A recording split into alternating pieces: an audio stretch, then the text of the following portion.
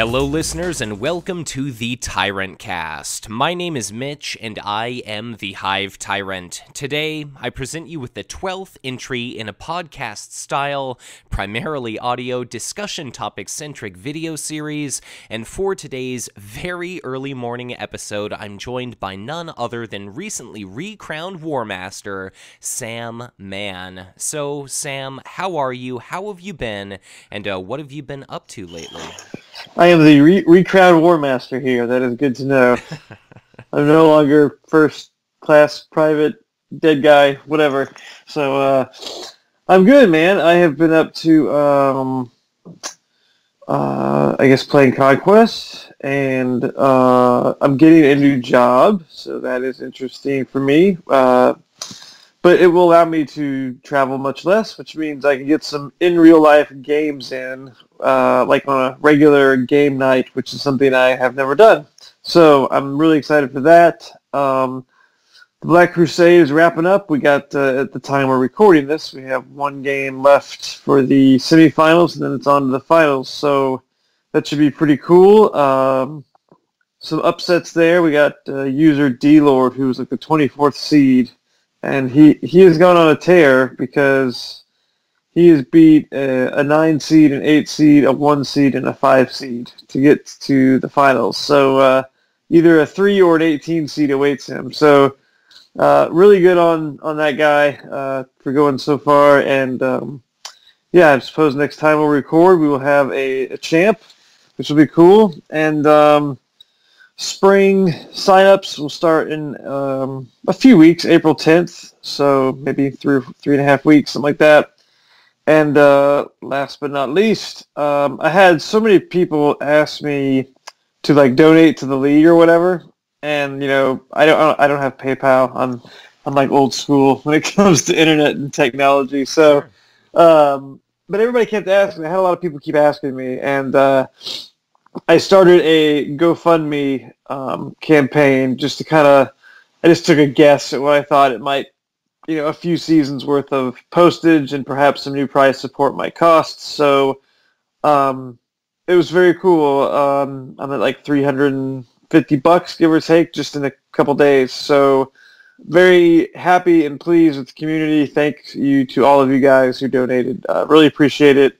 The postage around the world is not cheap, and I always kind of felt bad that like the non-U.S. players don't get a participation prize just because I can't afford, indefinite postage. But now with this $350 and maybe some more to go, I'm really pleased. Thanks to everybody. Now we can get everybody prizes, and we can print off some new stuff, and we can mail it to everybody, so really pleased. So thank you to all of you who donated.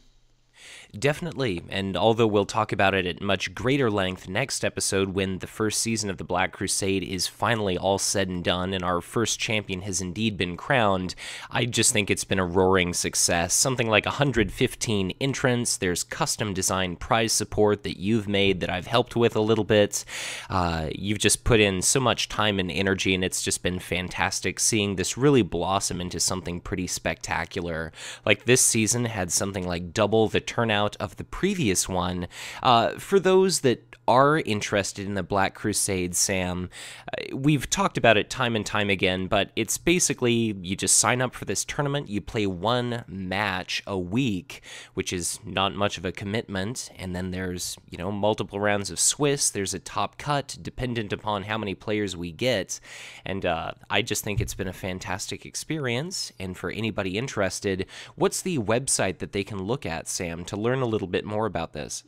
Yeah, I mean, again, I run the league, and here I am every episode, so it's like we beat it to death. But no, you're right. I mean, there are people that don't know. We've gotten comments and messages and stuff like on Facebook about people that don't know what Octagon is or don't know what the league is. So apologies to all of you who do know, but tell your friends, spread the word. It is blackcrusadeleague.blogspot.com, and you can just go there, and there's a bunch of pages, links on the right, about details on the league, FAQ and rules about the league, how it works, how to register. You can look at the prizes. You can learn how to donate if you want, and all kinds of links over there. So come check us out if you're interested in some organized play. And it was cool. I got a nice little inspirational message from lead developer Brad. So it was nice that he cared enough to message me and tell me to keep up the good fight, and that he was, pleased that I was just kind of trying to grow the game, so to speak. So that was nice. Yeah, well, and I think this is the first time that you've done 2 separate divisions, so I just want to leave everybody throughout the world knowing full well that regardless of whatever your time zone, your location, for the most part, it's pretty flexible, and a week is a long period of time to squeeze in a match. So I definitely recommend people try to participate. I guess just a little bit of an update about myself. You happen to mention getting the new job, or getting things in line to start a new job, so a huge congratulations to you. Yesterday I just finished my winter academic term, so it's maybe a year or so left in this new degree that I'm pursuing. Unfortunately, I did not make it through. I was eliminated during the top 8, just like the last Octagon season. Fellow user Random Joe ended knocking me out of the tournament, but it was a pretty good match. I'll be airing that this Sunday. Hopefully you'll be hearing this episode before that goes live. But it was just a hell of a Broderick War mirror. I've been pretty impressed with that Warlord, and really this experience being in the tournament has just been great to really kind of convince me that I'm a better player than I give myself credit. So it's been a hell of a lot of fun, and I definitely recommend everybody enjoy it. And I'm just getting myself ready for a very Conquest LCG filled spring break here.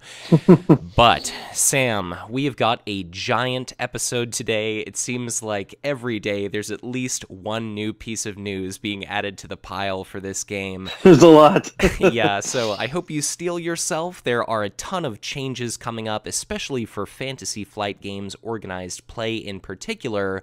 So here's a little bit of an outline of today's episode. We have an article called The Next Step in Organized Play, which introduces some giant, sweeping changes to be made to the entire competitive structure of FFG's yearly tournaments for their LCGs, for their miniatures games. It basically encompasses everything, and it is giant news. So in addition to what we talk about here, we definitely encourage you to check out each of these in detail, just because some of these are like 10, 12, 15-page long PDFs.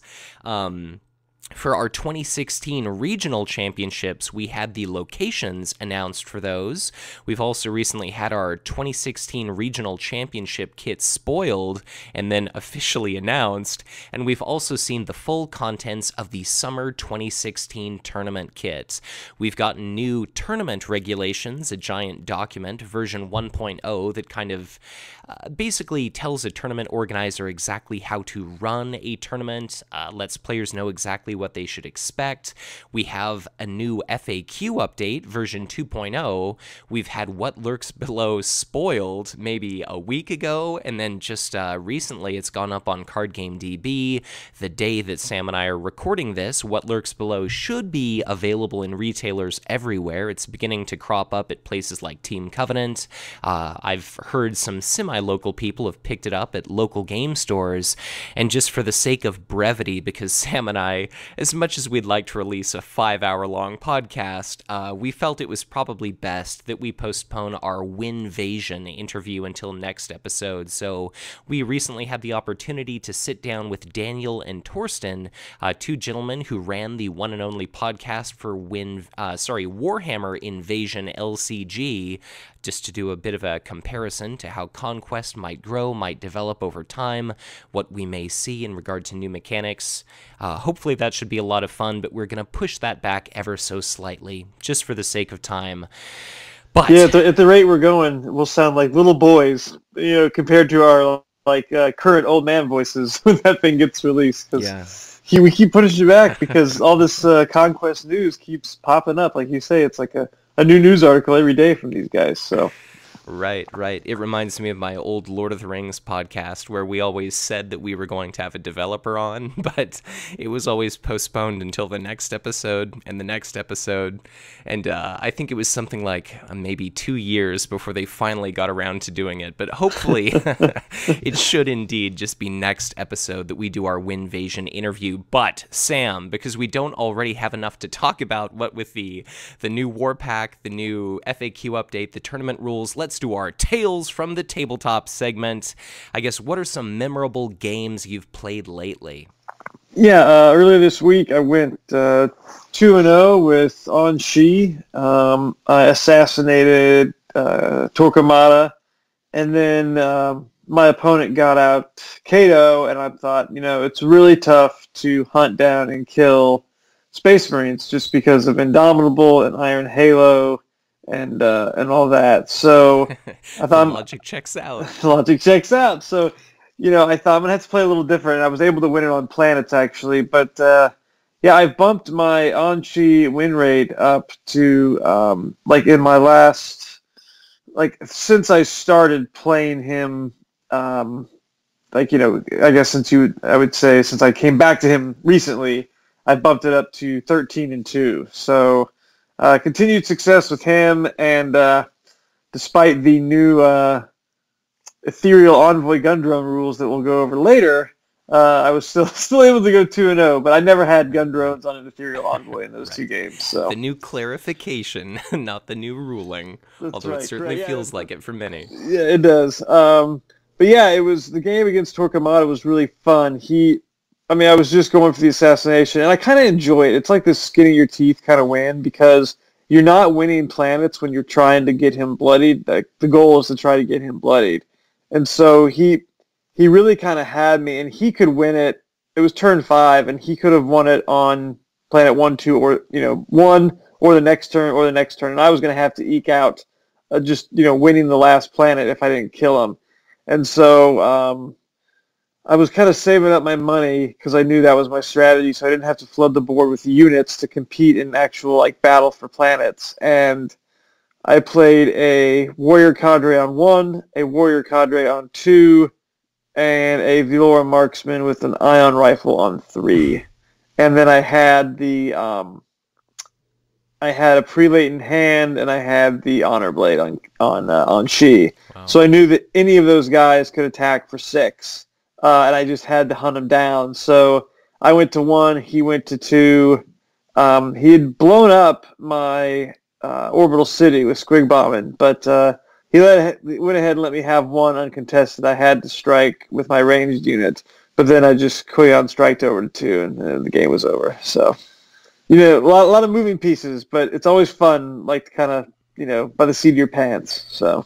Yeah, and I guess just judging by your win rate alone, that's a lot of wins against Broderick War, and he has had a fantastic turnout, definitely in the, single elimination portion of the Black Crusade. It's like, when I sit down to record a featured match, it's like, okay, is one player going to be playing Broderick War, or is it going to be both players today?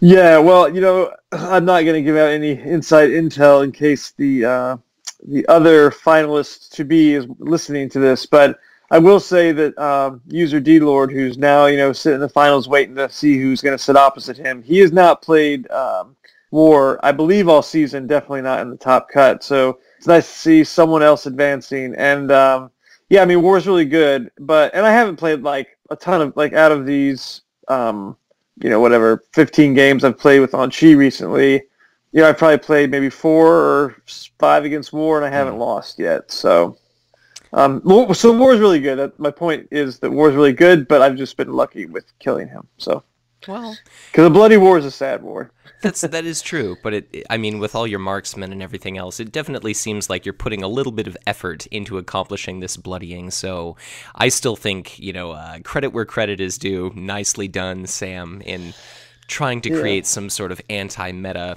On Shi deck. Yeah, I'll probably bring On Shi to my store championship, and no one will have War, and then everyone will be playing Space Marines and Eldar, and then I'll go cry in the corner. But what about you, man? What any particular things sticking out for you? Sure. I guess, kind of my downfall is I don't play nearly so many games as I commentate, something like one a week at most, generally only in a competitive context here. I won't spoil too much about that match I played against Random Joe, but that was indeed a Broderick War mirror. I played very support heavy. He played Muster the Guard heavy with Elysian Assault teams and things like that to just kind of flood the tabletop with units, whereas I play a little bit more.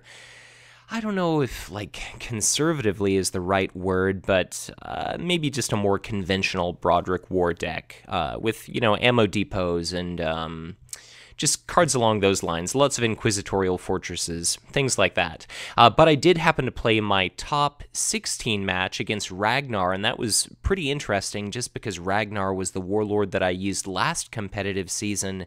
And what really threw me off is that gentleman, Killa's Zit, Octagon user, was allied with Tau, and he started the game with a carnivore pack off at the first planet.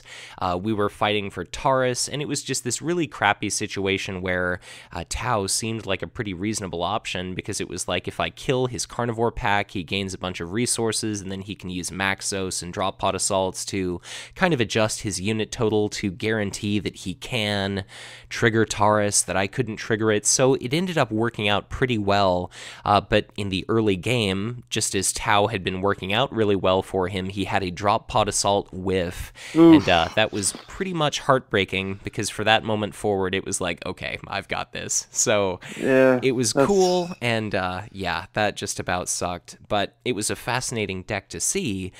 Certainly something I don't have the privilege to see often, but hell of a game. It's up on the channel, of course, and I just look forward to how I'll do next tournament. Top 8 is fine, but, here's hoping next time I'll do a little bit better. But at least it was twice the entrance as last season, so... Yeah, no, there's no shame in top 8, Mitch. That's much higher than I made it. And actually, one other tale from the tabletop here. I've been getting my ass kicked by Nasdrag lately. Like, it doesn't matter who's playing them. Like, I play Parker all the time, and Parker and I, usually about 50-50. But if he's playing Nasdrag, it's just an auto loss for me for whatever reason. And I did play against some guy. I don't remember who it was, just a random guy on Octagon, and I joined his game. And he played Nasdrag, and on the first turn, he mulligans, and then he plays Crush Face on Planet 4. Okay. I'm like, that's kind of strange. Like, we're not going to be at Planet 4 for a while. It's like an odd place to put Crush Face. But then he plays another unit, and another unit for cheap, and then, he basically gives me the first planet. Then the next turn, he plays a telepad and another unit on Crush Face's planet, and he gives me the second planet. But by then, I just could not keep. By then, he had Zugnog out and both telepads. Yeah. And he had I just couldn't. I couldn't do shit. I could come there with Eldrath. There's no one to exhaust, and then he just starts moving everyone and It was just, he played so well. It was this really cool strategy that I had not gone up against. And we played a rematch, and he mulliganed, and then same thing. Crush Face, on either 4th or 5th planet, and then just loaded it up, gave the game away until he got all his telepads and Zugnog out, and it was the same scenario. I just could not keep up with all the tricks he had, and it was it was very cool to see, but sad to lose. So yeah.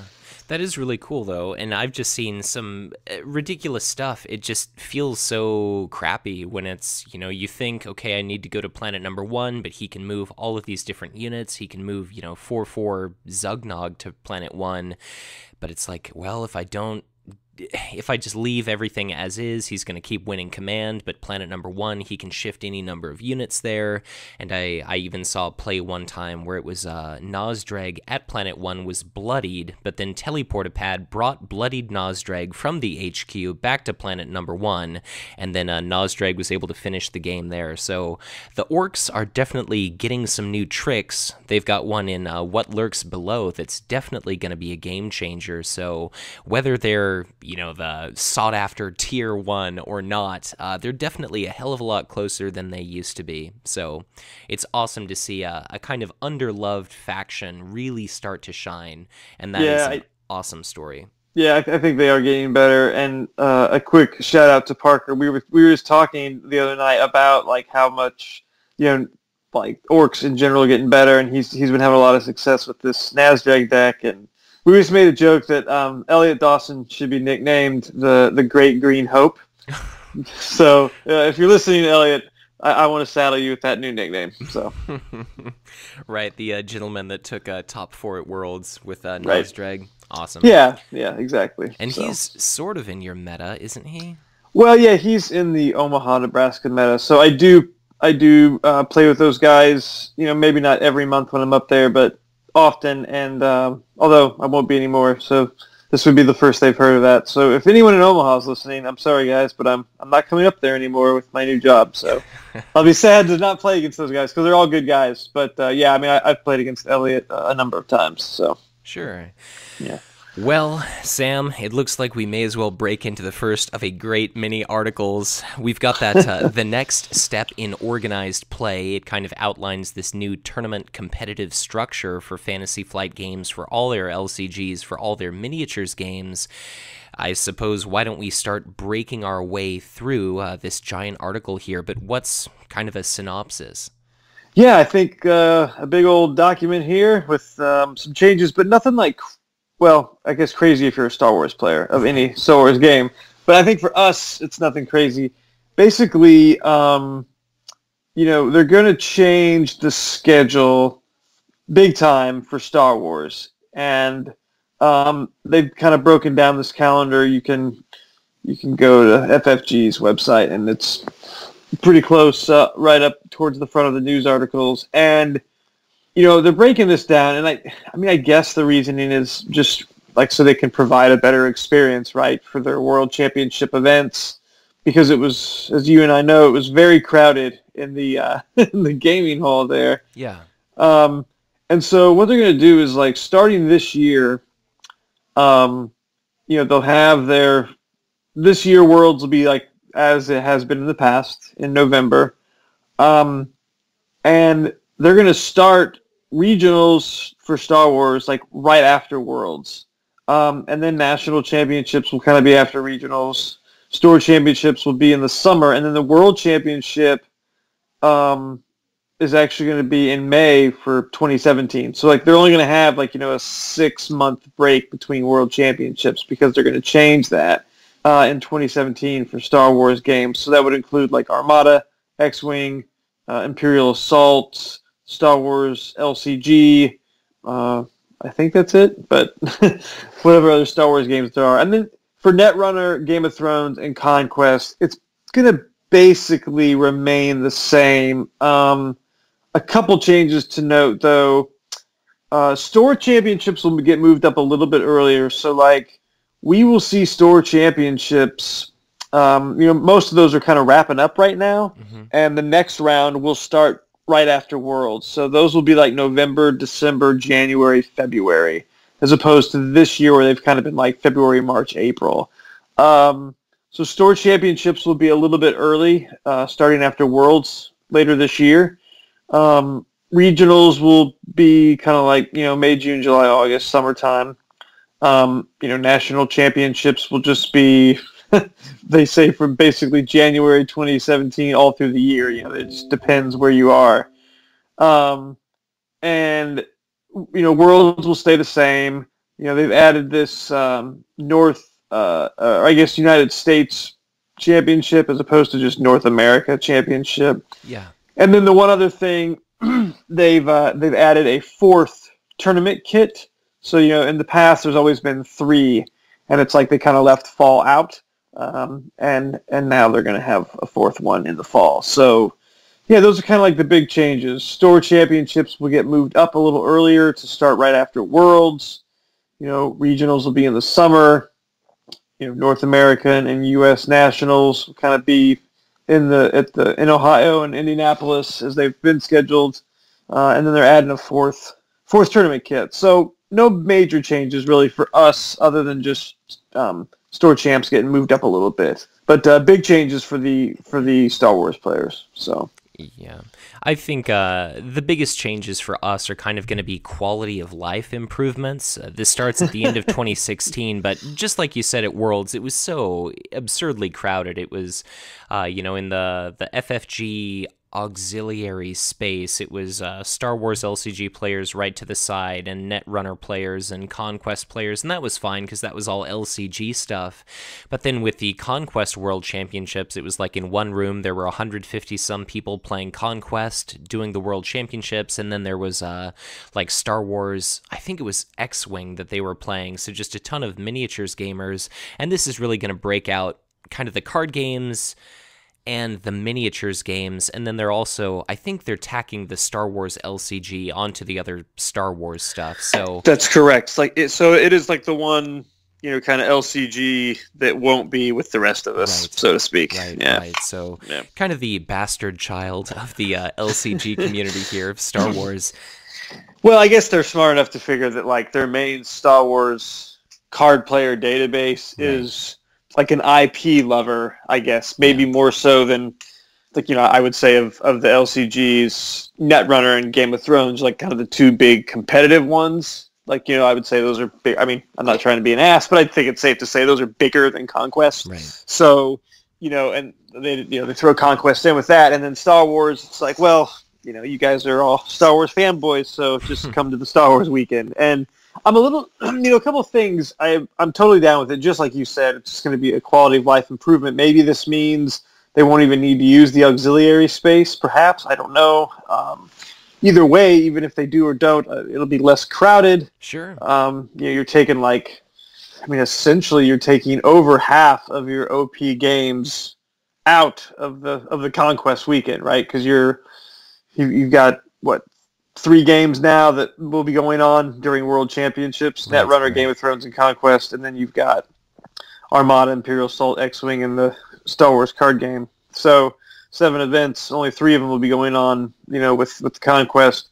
And I'm a little surprised they didn't throw like a Lord of the Rings thing into the like non-Star Wars World Championships thing. Like, I know in the past they would have like like a obviously there's no World Championship for it, but like everybody come together and play official whatever, and they've moved that and they've kind of given it its own weekend. But I would just think like, you have all these card players, LCG card players here together, and you've just freed up some space. So I mean, me personally, I don't really care. I really don't play Lord of the Rings, but I would have just thought that would have kind of been nice to throw it in. But I don't know. Yeah, well, I think that's a community that I used to be a part of, and there was always a bit of an outcry for, like, we don't want to be forgotten. Whenever there's some sort of FFG OP document, Lord of the Rings players have kind of justifiably felt a little bit left out because it is a cooperative LCG. But this article does say that there's a more opportunity for side events because there is going to be more free space. The way that I see it is maybe not only will it be less crowded, but maybe we can increase the cap of the number of people that can actually participate in the World Championships, just because, I wasn't able to get a ticket last year despite attending the event just because it had sold out for people to actually compete. Mm-hmm. So it sounds like, just if there's anything that I picked up on from all of this, they had to pay a few people a lot of hours to come up with all these new tournament guidelines and everything else, and it just goes a long way in kind of convincing me that Conquest is probably continuing to grow. It's probably going to be around for a very long time, so letting more people participate during the World Championships, I think, is awesome, and if we see more side events like the World Leader Tournament and other things along those lines, that is just awesome, and I would just love some sort of, I don't know, I'm trying to think of like some sort of clown car type thing where it's like, bring your weird pet warlord deck to Worlds, and we'll have a clown shoes tournament or the wear your opponent's pants tournament. That's right, yes, I was just going to say, as we will talk about in our next episode, the pants or no pants tournament. So there's a teaser to keep you coming back for next week or next episode. But other things are going to stay the same. Like, if you win the World Championship, you still get to design a card. Speaking of which, do we have any clue as to what Varun designed? I still have absolutely no idea. We're still waiting on what exactly Jeremy's Wern is Yeah, I was just going to concocting. say, after I asked the question, you started talking. I'm like, wait a minute, do Yeah, we even know what Jeremy decided? yeah. Um, But I think he's going for something very ambitious, and we're waiting for the correct time and place in the game's life cycle. So it's not just, I don't think these world champs can just design anything. It's got to be balanced and sure. fair, and no spin zone here. Right, right. But what they'll do is beginning at the 2017 World Championships, so next year's Worlds, the World Champions will receive travel and lodging for the next year's World Yes. Championships. So very cool. I mean, obviously you still have to get time off of work, but if you win, they're going to pay for you to come and pay for you to stay. They're also going to give regional winners a reserved seat at Worlds. So you don't get a bye unless you win nationals, but you will get a reserved seat if you've won a regional. And then in addition to upping the number of seasonal kits, the other thing they said is it's going to be just these alternate tokens and the alt art cards. But it looks like for seasonal kits or game kit nights, it looks as though the deck box and playmat maybe are out.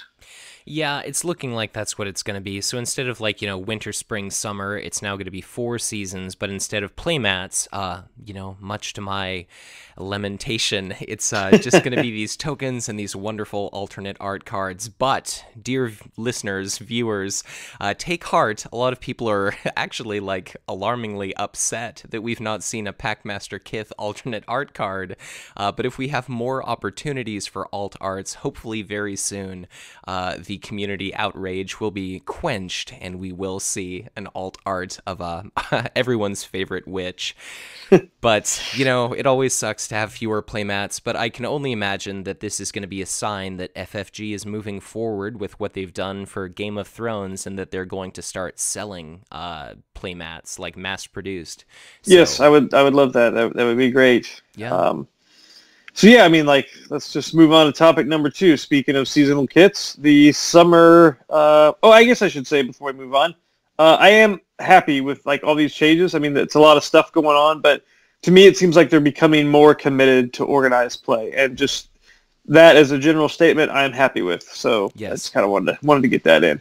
I mean, if nothing else, it's much more structured, it's much more organized and formal, and I Right. just think it's great. Magic the Gathering is the #1 game out there. They've got giant tournament rules and, structure for how everything should be conducted and how you should dot your I's and cross your T's, and this is just kind of a giant step in the right direction. So I think it's awesome. Yeah. This community keeps getting better. Yeah, it was funny. I was having a cigar and a beer with a buddy of mine, and he had no clue about Conquest. I mean, he didn't have a clue about what an LCG or CCG was, and so I don't even know how it got brought up. But I'm telling him about Conquest and how I'm involved in the community and all this, and his mind was blown about all this stuff, and he was like, "So are there world are you ranked nationally?" I just laughed. I'm like, Right. "No, there's no, we're getting there, but we're not to the level of the closest thing he can compare it to was darts or billiards, Sure, where sure. there are people that have national rankings." And so I kind of had to laugh at that. I am not. I suppose I'm 71st ranked nationally because that's what I got at Worlds or something, but. Yeah, so I can say that I'm the 71st best player in the world, but anyway, we're not to that level, obviously. But this is and not that I necessarily want or whatever that kind of OP, Sure, but sure. I am happy with this. So at any rate, I've babbled long enough, and we got a lot to get to. So moving on, summer 2016 tournament kit has been announced. You only have a couple weeks left to order it, so talk to your FLGS about getting that ordered for you. Very cool. Mitch, why don't you take it? Tell us what we got in here. Sure. Well, this is probably the oldest piece of news we've got, but our Summer 2016 tournament kit is all about Chaos Space Marines. It's Barzul the Hatebound themed. There's no playmat with this, but we've got a set. They don't say how many, but it's probably like 10 of acrylic Chaos Space Marine themed damage tokens. They don't include it, like a picture of it, but I imagine it's, I don't know, probably is it 8 or 9 pointed Chaos star? Yeah, well, it's probably like, I was thinking that, but it seems like all these damage tokens are like people with their heads getting blown up. It's like that's true. A Tau helmet getting blown up, or a Necron helmet, or a Necron, metal skull getting blown up. So I don't know if it'll be like a demon head getting blown up, or like a cultist head, or a Chaos Space Marine looking head. But I imagine it'll be some sort of head with a massive head wound on the damage token. In the grim darkness of the far future, there are only headshots. Yeah. Yeah, well, maybe there'll be an alt art massive head wound Harry, and we can get David Spade alt art. Or was that David Spade that was massive head wound Harry? Or Dana Carey? I'm not I think it was sure Dana about that Carey. one. I don't know. Some of you older school Saturday Night Live listeners that we have will have to tell me, but in the comments section. But I think massive head wound Harry was Dana Carvey or David Spade, one of those guys. Sure. But yeah, so we've got the damage tokens, and then who's our alt art warlord? Yeah, I guess, the big news here is it's a Barzul the Hatebound, and this is kind of what started the rage train, I'll call it, where people were a little upset that it's not Packmaster Kith. It's this actually pretty brand new warlord, Barzul the Hatebound, who is actually part of the rotation system, so there will come a day when this alternate art warlord is no longer usable. But on his Hail side, it's a picture of him kind of like bracing himself against, it looks almost like an Iron Hands assault marine or somebody about to take this big swing and tear a big gouge out of Barzul's armor. It almost looks like he's cowering in fear, if I'm to be completely honest with you. And then on the bloodied side, he's kind of in front of a group of Khorne berserkers that have all got their Khornate chain axes hefted high, and everybody's all amped up, and they're their butcher's nails are probably driving them just crazy, and Barzul's like dragging blood across his face, and he's got the chaos symbol cut into his forehead, and he's holding this giant knife, so he looks pretty pissed, and he looks like he's about to just flip out, and it's kind of befitting of a 311 warlord, so the alt art looks cool. This comes with a giant poster. It comes with your standard informational pamphlet for how to run a league, which is actually a pretty interesting league if you buy one of these off of eBay, And I guess what's special about our alternate art card? Like, what took people by surprise there? Yeah, we actually have an alt art for a card that isn't technically out yet. It is a Necron card, the Reanimation Protocol alt art. So, very cool, this kind of like ethereal Necron glowing green ghostly looking picture. It's very cool looking. So yeah, it's like a very spectral chromatic spectral yes Necron dude.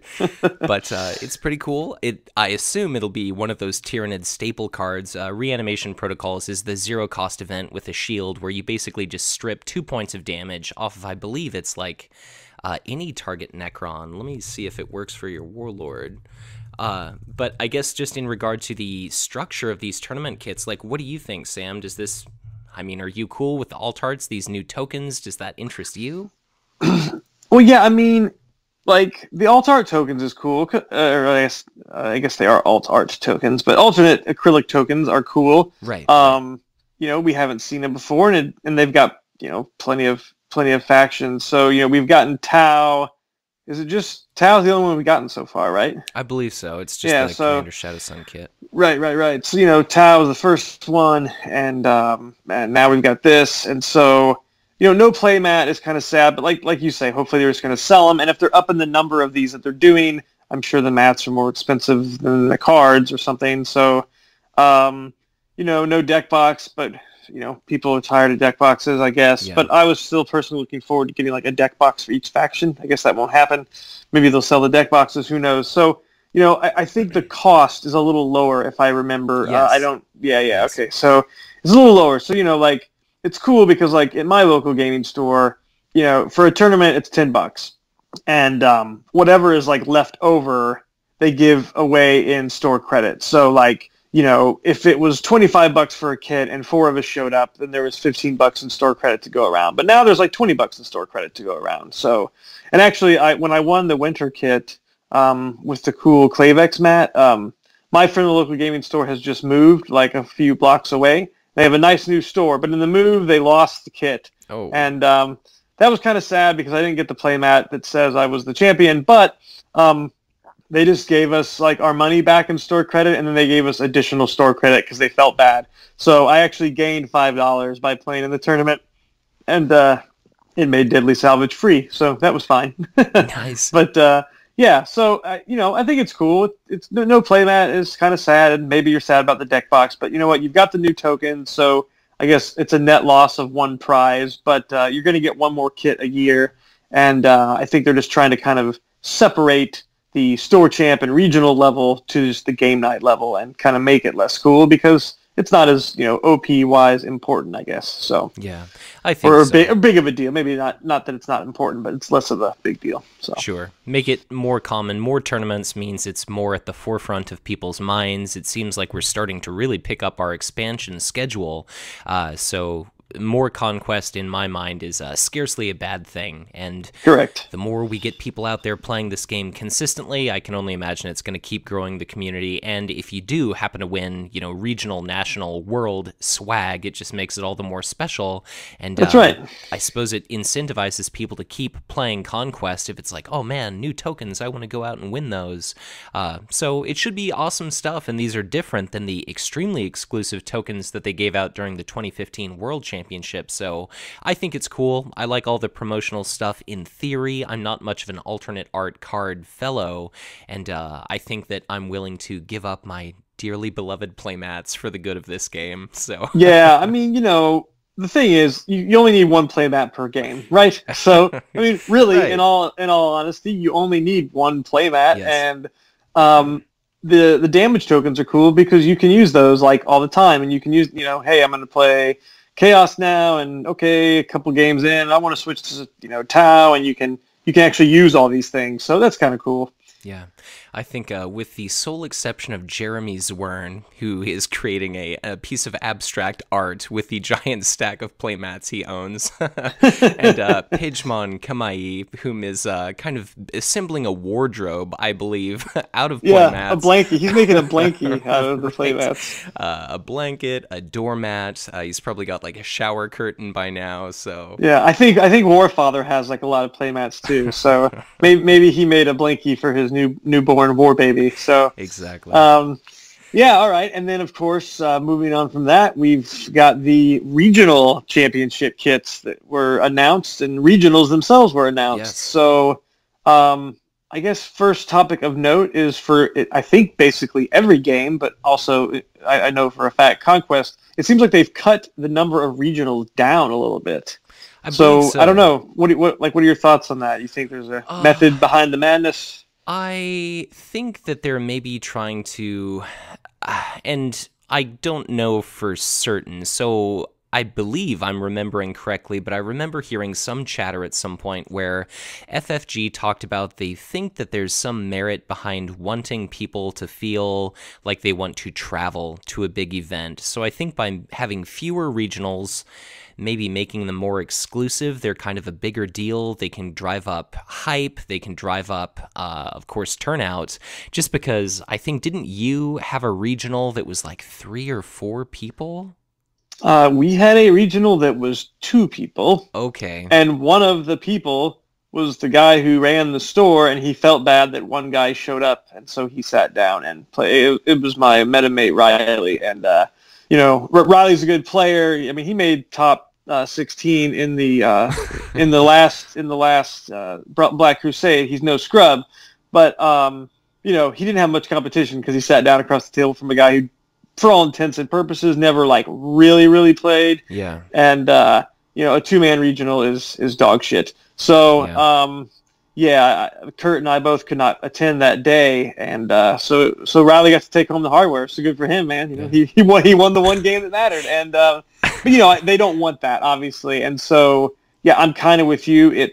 I'm a little sad that there's no regional close to me. I thought maybe Nebraska would get one just because Elliot and all those guys are up there, and they have a pretty good community. They've got, they got a few store champs up there, more than one, and I thought maybe they'd have one, but they didn't. So I was a little bummed that there wasn't one too close to me, but at the same time, I'm kind of with you. I understand that they want to kind of make it a bigger deal, and so I know there was a lot of gnashing of teeth that Chicago did not get one, but it is what it is, and whether you like it or not, you got to play by the rules of the game. So.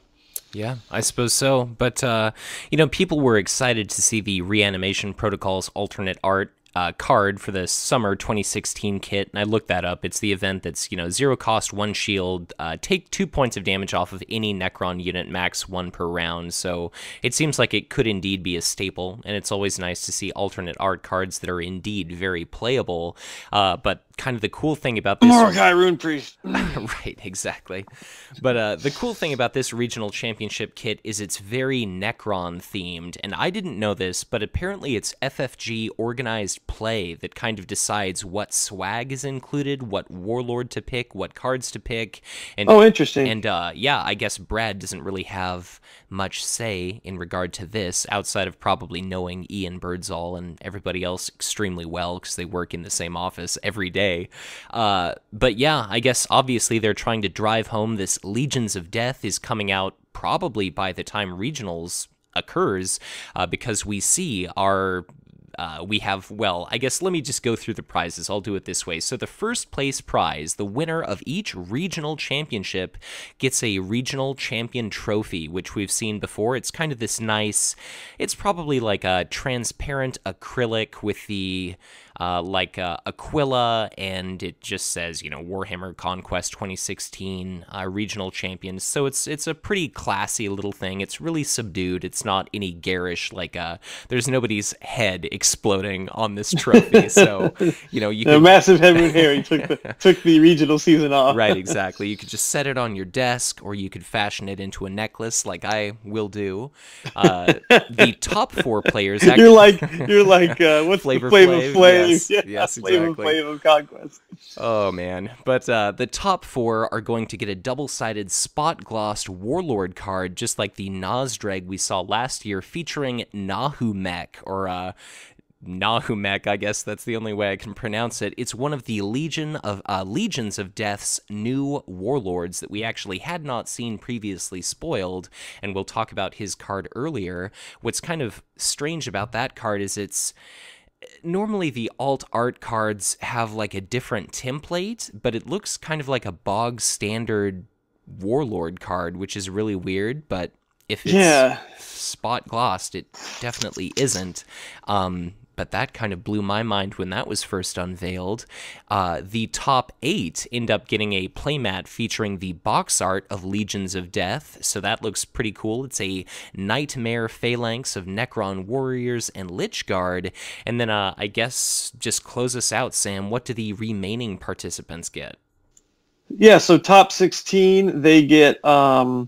They each get a pack of the acrylic Necron damage tokens. Oh, so I misspoke earlier. Massive Head Wound Harry is making an appearance here in the regional kit. Right. It's very much a Necron head that looks like it's exploding or on fire. Yes. So that's cool, though, that top 16 get that. And then top 64 get 1 copy each of the Mann Draghorn Immortals. And that's the 3 cost, 1 command, 2/3 ranged, where you sacrifice a non-Necron soldier trait unit to ready this unit limit once per phase. So, God bless them if you get a 64-man regional. We just talked about how my regional last year was 2. But you know what? If you have less than 64, then obviously everybody gets more copies of this thing. So they're going to be 64 copies of this card. So, even if you have a 20-man or a 30-man regional, everybody gets a couple or maybe even 3. So, kind of cool. It's cool that the top 16 get the head wound damage tokens. So it's pretty cool. And I'm with you on the spot gloss warlord. The template looks to me just to be like a normal looking warlord card almost. And I even compared it as close as I could side by side with that 3/4 spoiled Anrakir the Traveler from the news article. And it looks to me like, the layout and the template is indeed the same. But, while we got it pulled up here, let's talk about Nahumek, the new warlord that was, I guess, spoiled via the regional announcement. Sure. I mean, why don't you walk us through his stats? Yeah, all right. So he is obviously the other warlord that we're going to see in Legions of Death. He's a 2/6, 7 resources, 7 starting card hand size. He's warrior and saw tech traits, and he has the reaction. After the combat phase begins, a target army unit at this planet gets -X HP until the end of the phase. X is the number of non-Necron factions among units you control. And he has the cool little flavor text, all life will tear itself apart by my command. So, seems like a happy fellow. Yeah. Let's just kind of like, a little like, I guess is he a destroyer? Is that right? Yeah, so I think it's just magnificent card art, and the first thing I thought about seeing this is I was like, wow, holy shit, this guy looks like a badass. I really hope the official art doesn't suck by comparison, because the first time that we've, seen this guy, it's just glorious card art where he's a Necron destroyer, and kind of picture a Terminator where its lower body, kind of from the pelvis down, is replaced by this hovering metallic scarab body. He's got like a kind of a pole arm that's just glowing, and he's thrusting it out toward somebody, and it very much looks like he's just incredibly menacing and domineering and awful. And from the actual Games Workshop website where you can purchase these destroyers, like the tabletop model, they gave this little flavor text. They say destroyers are the deranged agents of annihilation whose sole reason for existence is centered around an unshakable yearning to quench the flames of life. So it's just like I said, happy guy. Exactly. And he's also got some like weird thing protruding out of his back, coming up over his head. I don't know, it looks like some H.R. Geiger-esque, like, proboscis sticking out. I'm not sure what it is, but... yeah, it's like a big extension of his spinal cord or something. Yeah, it's kind of... Yeah, he looks wicked, though. And I guess, that's a good point you brought up. We don't know if this is spot gloss of standard art or if it's spot gloss and alternate art on standard template. So we don't know that yet. But... just like a quick reminder on how the enslavement dial works here, the enslavement mechanics, so we can kind of get a grasp on his on how his reaction will key off. Yeah. At the beginning of deploy, you have your enslavement dial, and it has the the kind of the 7 core set factions on it. No neutrals, no Necrons, no Tyranids. Right. And you set that dial to a certain faction, and then you can only deploy units of that faction that turn. Non-Necron units. So what's interesting is so we talked about how, when Legions of Death was spoiled, that it kind of seemed like the smart money was on only wanting to have, 2 factions or so that were non-Necrons in your deck. Otherwise, you're starting to jam up your hand. Yes. And if that's the case, this guy's only going to take away, at best, -2 HP from a unit at the beginning of combat phase. I guess a target army unit, I should say, not Synapse or Warlord. And so this guy, obviously, they are we talked about maybe Anrak here, he might, we talked about, do you want this Soul Necron or Necron Mono deck build? And obviously that is going to be worthless in this guy's deck build. So I would say you want at least 2 factions in this guy's, when you're building a deck for Nahumek. And interesting to note, or important to note, remember, neutrals are not factions, so you can't count your Void Pirate, towards this guy's ability or his reaction. Yes. So this strikes me as, I don't know, on first blush, I'm a little underwhelmed. On turn 1, the best you're going to get is, -1 HP, and even turn 2, it might not be till turn 3 or even 4 that you get -2, and you might not ever get -3. So I don't know. At first blush, I'll be interested to see how it works, because like I say, looking at it off the bat, it doesn't blow me away. But then again, we have no other clue like what his signature squad cards are or anything like that. Yeah, I guess just a couple things. So first off, when we saw the Legions of Death article, in the card fan there was a Destroyer Cultist, and that was flagged as card 2 of the Legions of Death set. So Nahumek is card number 1, so even though we don't have any idea what he does, even though we don't have any idea what the Destroyer Cultist does, it looks like that's going to be his signature army unit. So Onrakir kind of resurrects your opponent's non-Necrons, and it looks like Nahumek kind of encourages you to include more non-Necrons in your deck. I was actually of the opinion that this guy seems pretty reasonable for me.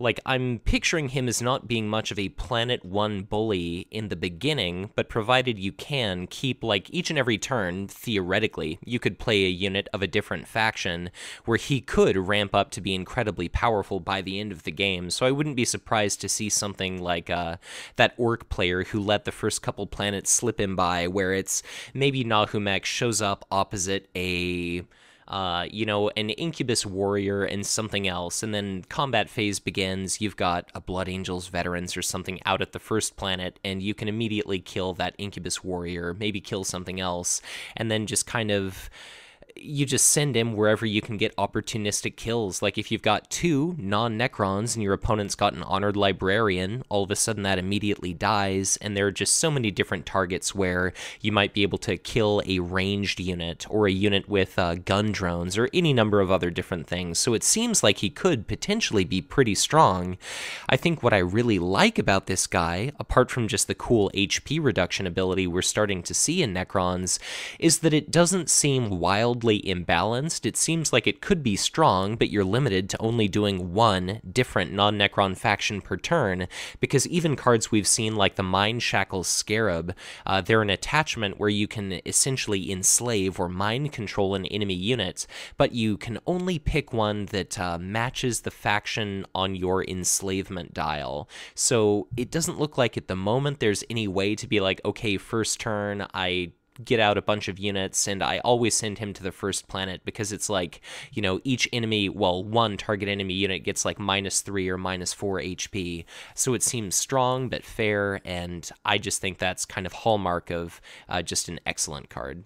Yeah, I mean, that's true. Like, minus HP is like really strong. It's not, you can't shield it, you can't endonal it, you can't anything. So, yeah, I mean, it's a good point you bring up. Like, it's a pretty strong mechanic. So, although I suppose you can backlash it and things like that, because it's a triggered ability. Like, I guess last episode we talked about that new upcoming Necron of Jungles of Nectivus, and I believe it was indeed clarified that, like, a reaction, anything like this would be a triggered ability. So that's kind of a unit that confers immunity to triggered abilities to your elites. So I would imagine something like maybe Communications Relay could block this reaction. Yeah, correct, because it does say a target army unit, so you are targeting it. So yeah, Comm Relay could block it, or if there's an elite with 2 hit points left and you have 2 non-Necron factions and you try to do this, they obviously can't destroy Nahumek, but they can negate his reaction, so with backlash. But, I mean, it's a cool card, fantastic art, even the alternate art for the Mandragoran Immortals.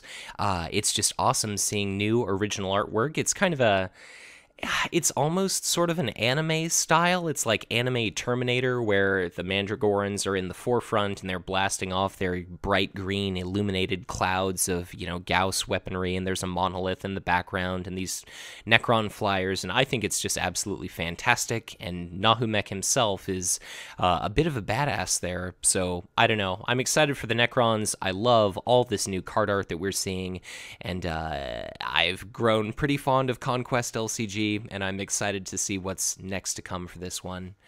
But I guess, any final thoughts about this dude, Sam? No, I mean, I'm excited to see the rest of his signature squad. So, sure. Yeah. I guess, not that we know much about it, but between Onrakir and Nahumek, which are you more, like, inclined to choose? Like, the Resurrection dude or the, like, Assassin here? Yeah, I don't know, man. That's a good question. I think Onrakir, maybe. Although his ability is also useless until your opponent has units in his discard pile, which means it's useless turn 1. It could very well be useless turn 2. So I don't know. I think both these guys, neither one of them seem like big, early game bullies to me. So yeah, I don't know. I'm excited for these guys to get here. We've got 14, 15 days left in quarter 1, so I'm still waiting for this to drop quarter 1, but I'm not going to hold my breath. So yeah. But speaking of regionals, regional locations, we talked about how there's less of them. Are you going to go to your regional, Mitch? Well, I suppose bearing like having exams or something that day, I'd definitely like to. Whether or not I feel very confident in how I will perform, I feel like I owe it to the community for having made over 250 videos to this day. I should probably participate in at least one actual tournament at some point during my life. So I probably should drive over to Tacoma, Washington, May 27th at the Evergreen Tabletop Expo. You could potentially meet the Hive Tyrant. How far of a drive is that for you to Tacoma? Oh, it's like a couple hours, so it's not a big deal. Yeah, that's not bad. Yeah. And if it's just the day-long event, I suppose I may as well go up. I imagine I'll win, hands down, obviously. Yeah, so who knows? It would be awesome to win it. We could, again, reconsider rebranding ourselves to the Tyrantcast. But how about you, Sam? Like, where is your closest tournament? Yeah, closest one for me is May 7th at Team Covenant in Tulsa, Oklahoma. Mm-hmm. And that's 4 hours or maybe a little over 4 hours. Wow. So I'm not going to be able to go. That is the week of my birthday, but I had already made plans for. I got 2 hall passes that week. I'm going to some concerts with some friends, actually with Riley and a few other guys on May 1st and May 6th. So wow. I'm probably not going to wake up from an Amon Amarth concert hangover on May 7th and drive down to Tulsa.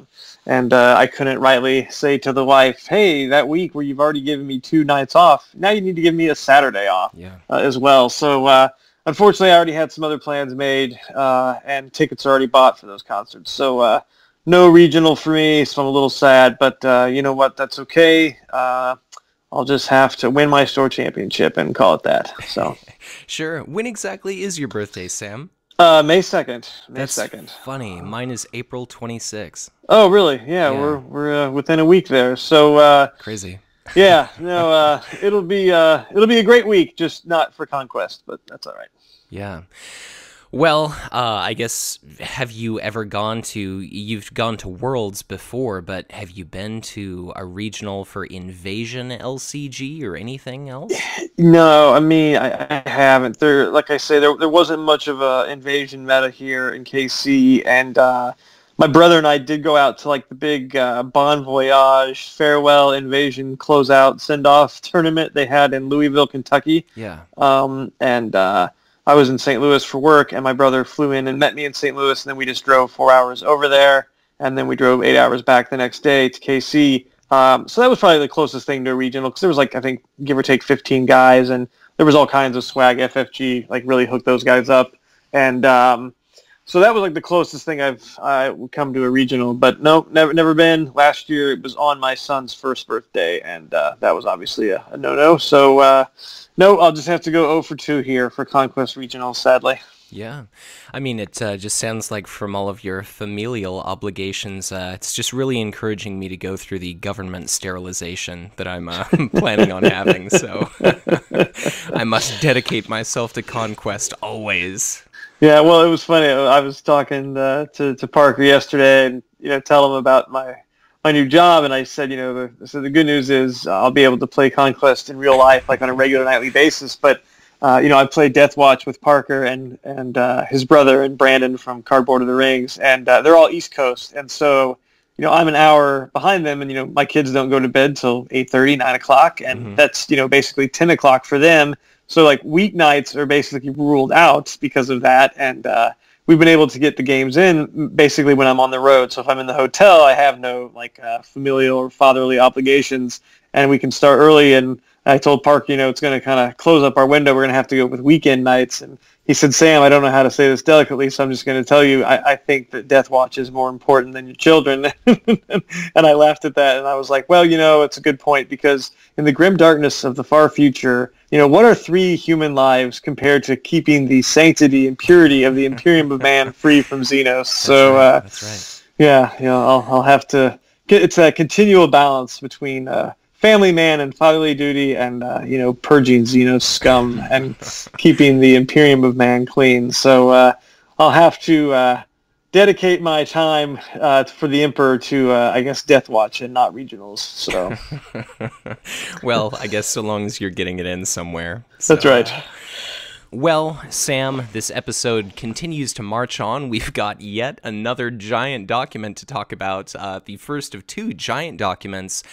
We've also got new tournament regulations to correspond to our new organized play structure. So this is a giant PDF. It's about 10 pages long. It's actually not very dense at all. It's very user-friendly and digestible. It's primarily geared toward people that are going to be organizing tournaments and playing in tournaments. It just kind of clarifies some things that weren't perfectly clear earlier, but I think it's a great document. But why don't you give us just the highlights of this?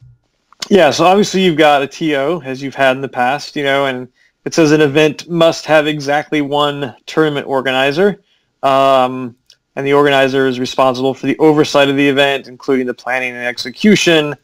And if the organizer does not assign a marshal for the event, then they perform the duties of the marshal role. So they've added this marshal, which is kind of like, I don't know, I just like picture Sam Elliott with a badge and a 6-shooter, and he's like the new sheriff in town. So overseeing the Conquest tournament. So this marshal role is that an event may have any number of marshals, including none. And a marshal is an expert in the game's rules and regulations and is the final authority on questions about rules, regulations, and player disputes. So this guy supersedes the judge now, basically. Yeah. Marshal Hive Tyrant. Marshal Hive Tyrant. And they've got obviously the judge, and of course it says the event can have any number of judges, including none. And we all know what the judge's role is. Rules, regulations, players disputes. I guess if they kind of moved away from judge and secondary judge to just main judge and then marshal over him. Yeah. So it's marshal instead of head judge. Correct. Right. And then of course you have player, which we all know what a player is, and then you have spectators, and obviously you think, why is it important to define what a spectator is? Well, because if you're on the ban list, you can't even be a spectator. And the one thing it doesn't really say, unless I'm missing it somewhere, and I looked for this, it doesn't say the marshal can't play in the game. Yeah, so I think the way that it works is they introduce some different tiers. FFG has introduced these different tiers of tournaments. There's, let me see really quick. There is relaxed, formal, and premier in an ascending order of importance.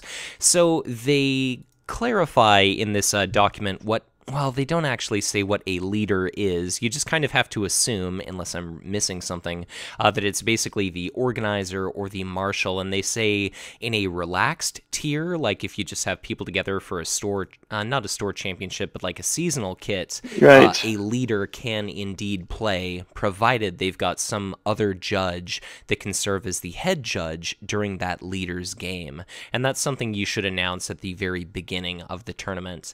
They say if 2 leaders play against one another, they have to have a third person or a marshal to do all the rulings and stuff.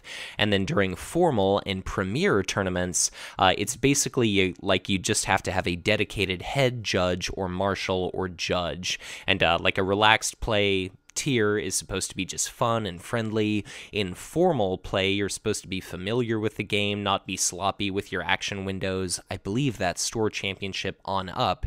And then premier, I believe, is what they're calling their national and world championship events. And I think doesn't regional fall into premier? Yeah, I honestly don't know if it wasn't real clear. Yeah, but I think formal is store champ, and then premier is above that.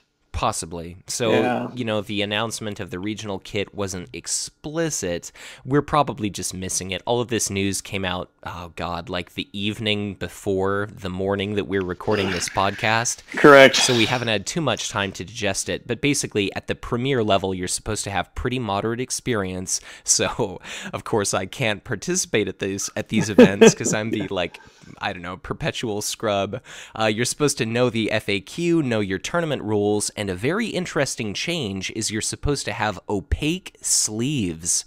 So no proxy cards or whatever, and if you use third-party tokens like from Team Covenant or anything else, those have to be okayed ahead of time. And actually just yesterday I was thinking, like, you know, I should really invest in a bunch of like translucent double sleeves and just double sleeve all my cards, take them out of the binder, and maybe pretend like I'm actually going to be playing Conquest at some point. So as someone who probably owns 10,000 unused transparent card sleeves, it's kind of a bummer that you have to use these opaque sleeves, but I don't really think it's that big of a deal.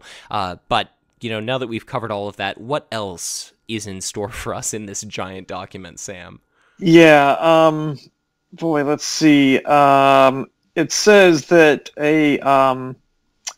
the player who wins a random start can choose which player starts with initiative. So Yes. in the past, it was like, it just said you decide who has initiative. So like, you know, you flip a coin, whoever wins, they have initiative or something. So now it's like if you win the coin flip or the dice roll or the, you know, token, you know, handful of token drop on the table, then you get to pick if you want it or not. So that's kind of a little bit of a different change. Yeah. Yeah. It probably doesn't change anything unless that goes fasta specialization really takes off. Right.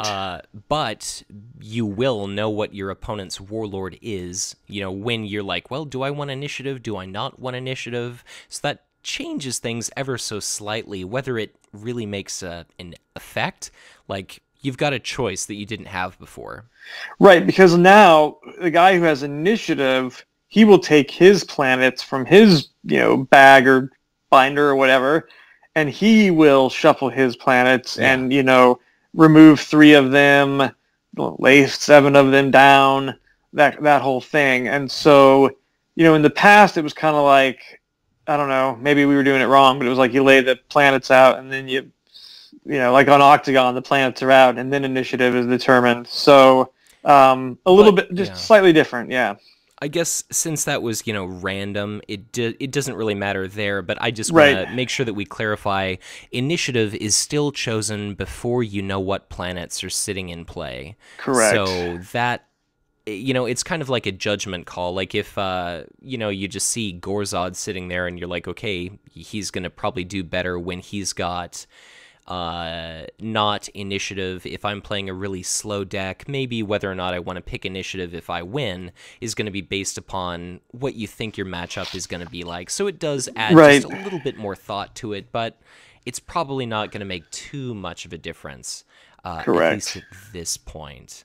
Right. But I guess apart from that, any other big changes stand out to you? No, I don't think there was like, I mean, the one thing I was still just like not clear on is like the leader can't participate. Well, like, is the marshal a leader? Like, yeah, they didn't operationally define leader, right? So it's just. I mean, I'm just always concerned about this, and guys that are in like, you know, my boat, which is like we have smaller metas. Like, I don't want to organize a tournament and have 4 people show up and not like, or 3 or 5 people show up and not play. You know what I mean? So it's like, I guess, like, you know, the guy who works at the FLGS, he can be the organizer because he set the date and he ordered the kit and everything else. And then it's like, can I just play and be a judge or a marshal? I don't know. It's kind of weird, but I mean, I don't know. I don't know. It's like if I'm playing in my store championship with 4 people and I win, am I going to be like expelled from the game or penalized because they learned that I played in it and I was, you know, the judge? I mean, I don't know. It's kind of weird, but whatever. Yeah.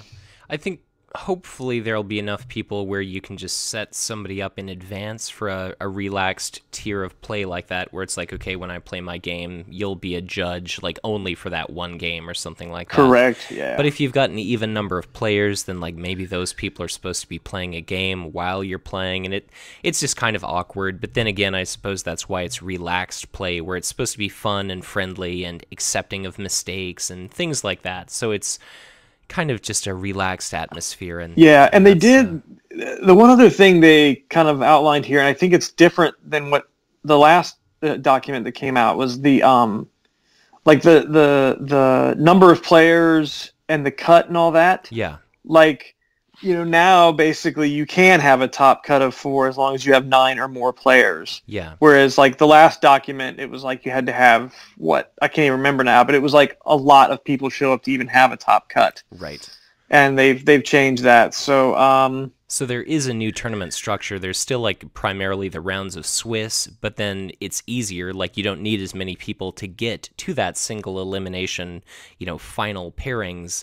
And it just seems like they definitely provide structure for a much larger number of players. Like for their advanced structure, they say if you have 513 or more players, you have 8 rounds of Swiss, and then you cut down to a top 32. So I don't know. 513. It seems a little ambitious. I think like the biggest ever Conquest tournament was like 150-something people, but that was because that's what they capped the registration at.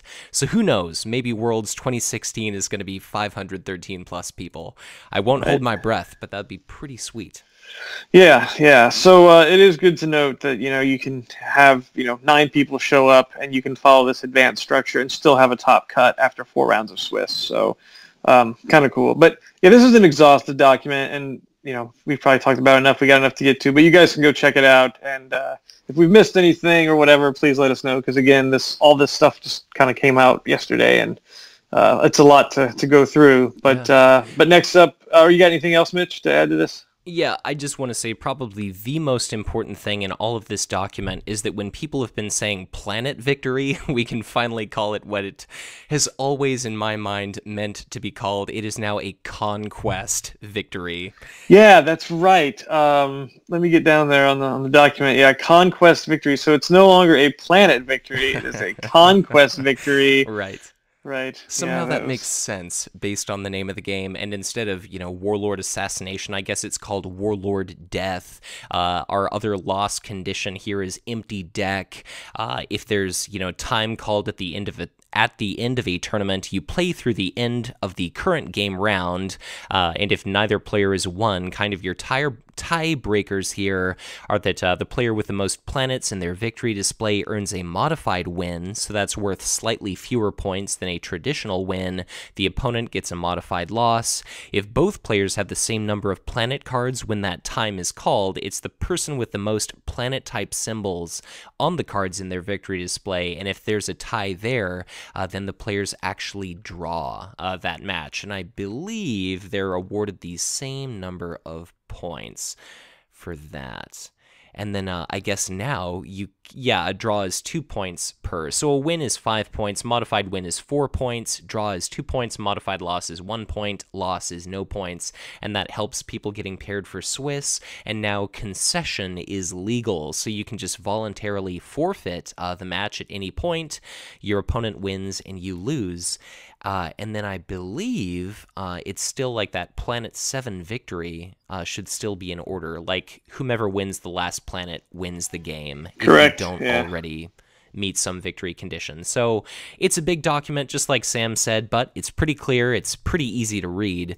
I don't have much of an attention span, and I made it through it. So take heart, dear viewers. And Sam, what is next?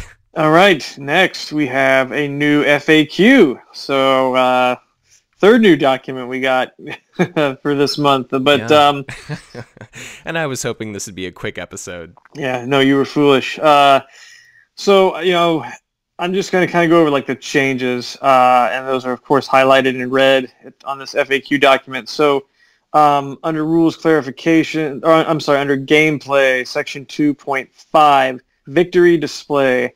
cards in a player's victory display cannot leave that player's victory display for any reason. And that was important to clarify for a card we will be discussing later in the episode.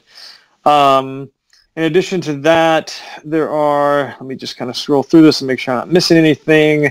There are some new, like examples here under the FAQ. If you win command on Barless and you have a Wraithguard Revenant in your discard pile, but your opponent uses Archon's Palace to cancel the card bonus of Barless, can you still trigger the Wraithguard Revenant's Interrupt to put it into play instead of taking the card and resource bonus, even though the card had been shut off and the resource bonus is 0?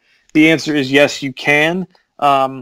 Use that Wraithguard Interrupt ability, because when you win the command struggle, you get the option to take both, either or none of the planet's card or resource bonuses, and this option is a game effect that will trigger and resolve even when the bonuses are 0. So even though Archon's Palace has canceled the card bonus, there is part of the effect that will resolve, and that is the 0 resources. So you can use the Revenant's replacement effect to replace gaining 0 resources. So important to note that if there's only one type of command, like win either card or resource, and Archon's Palace shuts that off, you still can trigger the Revenant off the 0 on the other one. Yeah. Another little FAQ entry they did is about Brood Chamber. So it's that Tyranid support that allows you to copy printed keywords. And it says, I've got a Brood Chamber in play. My opponent controls Autarch Salakia, who you can pay to have temporarily gain a keyword. Can I use Brood Chamber to give a unit I control at the same planet as Autarch Salakia a keyword printed in the Autarch's reaction? And the answer is no. Brood Chamber can only mimic an active printed version, so not something that's gained from an ability, but something that's just printed on the card itself. And what's our next entry? Yeah, okay. A battle is taking place at a planet where I control 2 frontline Ardboys, one of which is already damaged and one that is not. So in my opponent's combat turn, they attack with one of their units. Since both of the Ardboys have the text, this unit must be declared as a defender if able, can my opponent choose to attack the damaged unit, or can I choose to have him attack the undamaged one? And the answer is that your opponent can choose which of the 2 he would like to attack. Right. Since they both have that same constant effect, one of them has to be fulfilled, but as soon as you fill it, you can no longer fulfill the other, since you only attack one unit at a time. So that means that the other effect no longer needs to be filled due to the if able clause. Therefore, your opponent can choose, because, basically to break that down, it's like they both say it has to be declared as a defender if able. Well, they both can't defend at the same time, so you can defend one. And so it's a little different than like Fire Warrior Elite, where Fire Warrior Elite has the interrupt, and so it's like you can choose to have that go off, because it's like I'm redirecting the attack to this unit, whereas this doesn't really redirected, it's just blanketing the other ones, I guess. Yeah. So I think the only way that would ever be like you have to target both is like if we see a card where it has to declare 2 attacks at once or something. Yeah, something like really bizarre. Then our next example is I am playing Broderick War and have several Astra Militarum units at a strongpoint planet. My opponent plays a Nurgling Bomb, targeting the planet my AM units are at. You either pick to rout those units or deal damage to them. Can I choose to rout my units instead of them taking damage? And the answer is no. The units have to take damage from the Nurgling Bomb. Broderick War forces them to, have that ability. They cannot retreat or be routed. So you cannot choose to have them be routed because they cannot be routed. So they take damage, and that is maybe leading some players to think that Nurgling Bomb might just be a good card to include to just ruin Broderick War's day. Yeah. But what's up next? Next we kind of covered this, but now they're putting it in stone here. It is the if I have a Prudent Fire Warrior that has 3 attachments on it, when it is destroyed, can I use its interrupt to move the attachments to 3 different units I control at the same planet? And the answer, of course, is no. All 3 units on the attachment must go to the same unit. The Prudent Fire Warrior's interrupt specifies that it's a target-eligible unit, singular, be selected. So the word target indicates a game element that must be chosen as a subject of recipient of an effect. This means that a single unit must be targeted by the interrupt and thus each attachment must go to a single unit eligible to have that attachment on it. So again, if you have like Prudent Fire Warrior and Shadow Sun at the table or on the planet, and he dies with a ion rifle and like the signature attachment, then they're all going in the trash because you can't attach both to Shadow Sun. You can only do one, and since they both can't go, then they both go to the discard pile. Yeah. Well, and then our second to last entry is going to be I control a tactical squad Cardenas at Planet 1, and my opponent controls a Dire Avenger Exarch and several other non-warrior units at the same planet. Can I use the tactical squad's area effect ability when I have a combat turn instead of attacking the Dire Avenger Exarch? And this is actually a pretty interesting entry. It says, yes, you can use area effect instead of attacking the Dire Avenger Exarch. The Exarch's ability only means that if a defender is declared, that defender must have the warrior trait. So it's declare attack, declare defender, and then resolve attack. This doesn't mean that you cannot use an ability such as area effect that changes how or if you choose defenders in the first place. So when you use your area effect ability, you're no longer choosing a defender, and you don't have to choose a unit with the warrior trait. Yeah, they should have said this does mean that you can use an ability. A double negative is a no-no.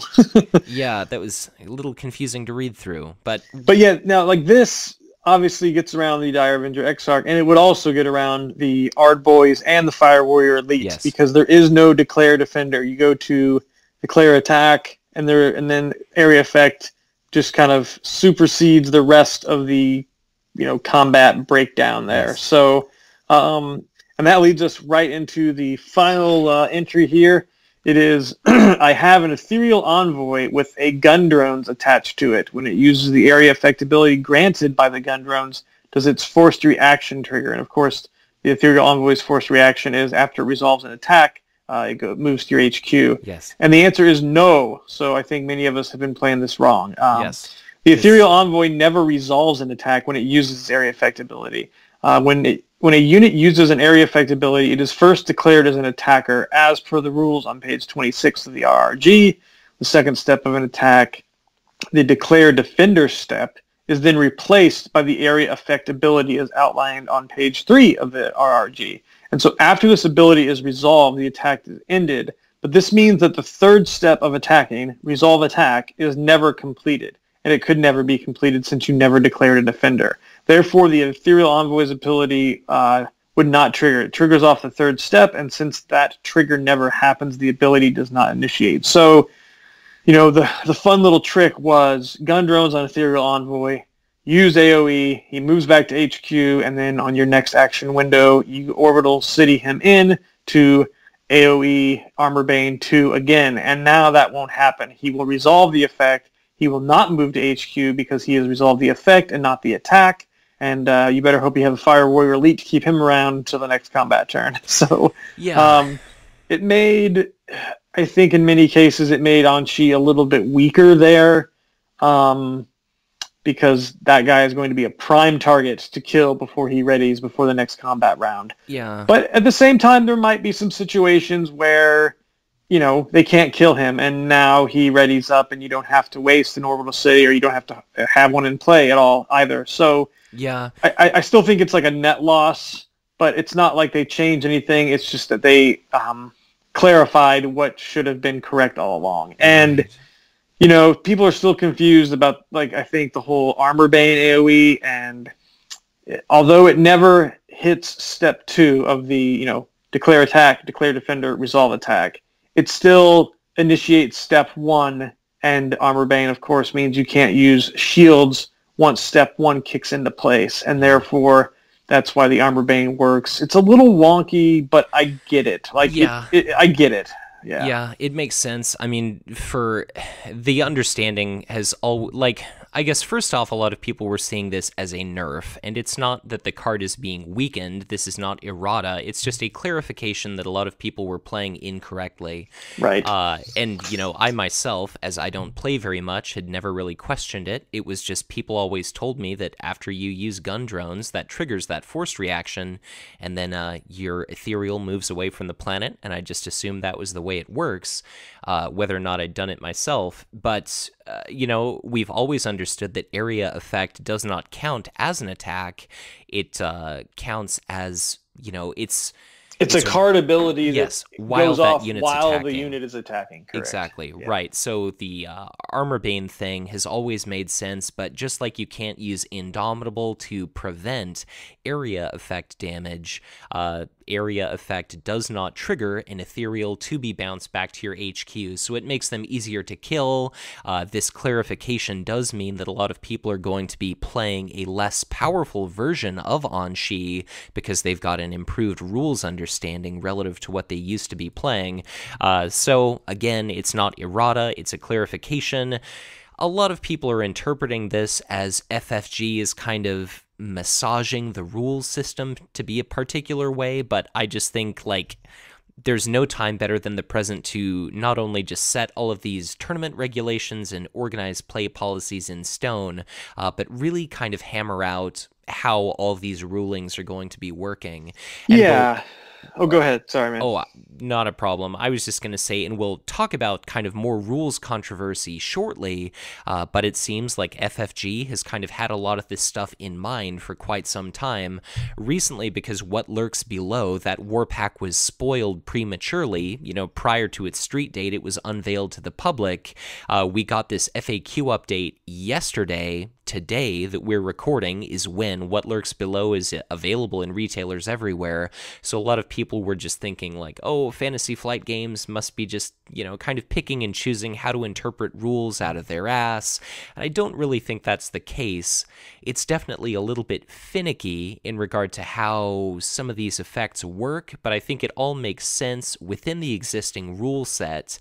And I just can't help but feel, based on my experience with like LOTR LCG, I really feel like I guess the development team probably knows what they're doing, and I, you know, for once in my life, actually have faith that they're not completely fucking things up. So yeah, I think things are fine. Yeah, no, I do too. I mean, really, I mean, you know, if you read the RRG, this makes sense. So the attack was never resolved. They're not changing anything. They're not nerfing anything. They're just clarifying a mistake that has been made over and over in the worldwide meta, I think. So if you did not make this mistake, then good on you for being a good rules lawyer. But I was one of many that didn't do it right, and I'm not bummed out because that's the rules, and I just wasn't playing by the rules. So no worries for me.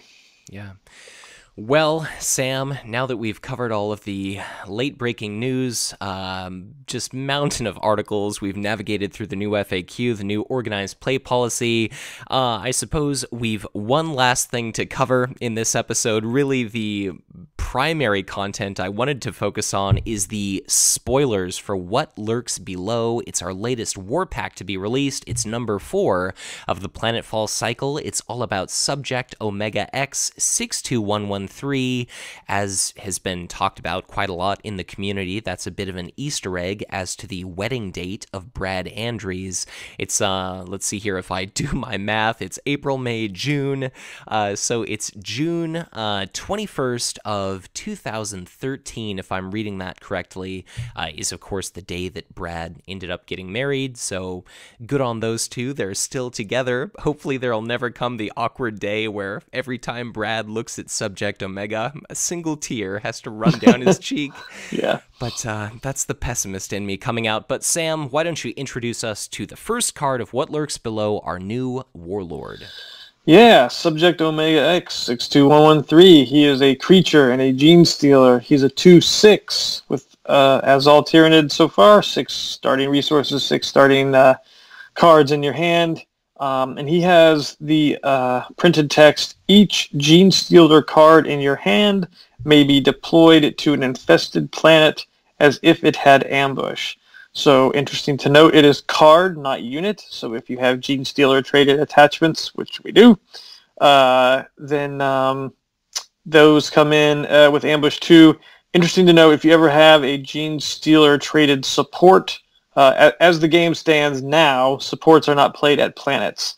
So you'll not be able to ambush in supports, and you cannot, I guess, technically ambush in events, but you can always play events like in ambush time, so to speak. But it's letting you put in, units and attachments ambush style. So pretty cool ability. I think he's going to be good. I think he's going to be good. I mean, we got basically the one cost 2/2, Tyrannid Eager Recruit in this last pack, and Eager Recruits are popular, and why not have one with an extra HP that does the same thing? So, I think there was some concern that you're going to be ambushing all these cards in, and that means you won't have a lot of deploy moves with your units, and you could suffer on command. But I think he's going to be fine with command.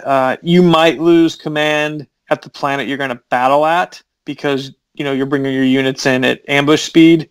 But I still think with the Ripper Swarms and the Termagant Sentries and the Venom Thropes and the promotions, I think he'll do, and not to mention Stalking Lictor, I still think you'll do okay with command everywhere else on the board. So, well, I certainly hope so, and I know in the final Gambit, Warpack 6, we've got a Gene Stealer Harvester coming up for the cost of 2. It's a 1-command 2/2 that you could potentially ambush into play, and if it's at an infested planet, which it has to be if you're ambushing it into play, it's going to be giving you a +1 resource and a +1 card bonus, so it's definitely the big mutated brother of the Eldar Survivalist.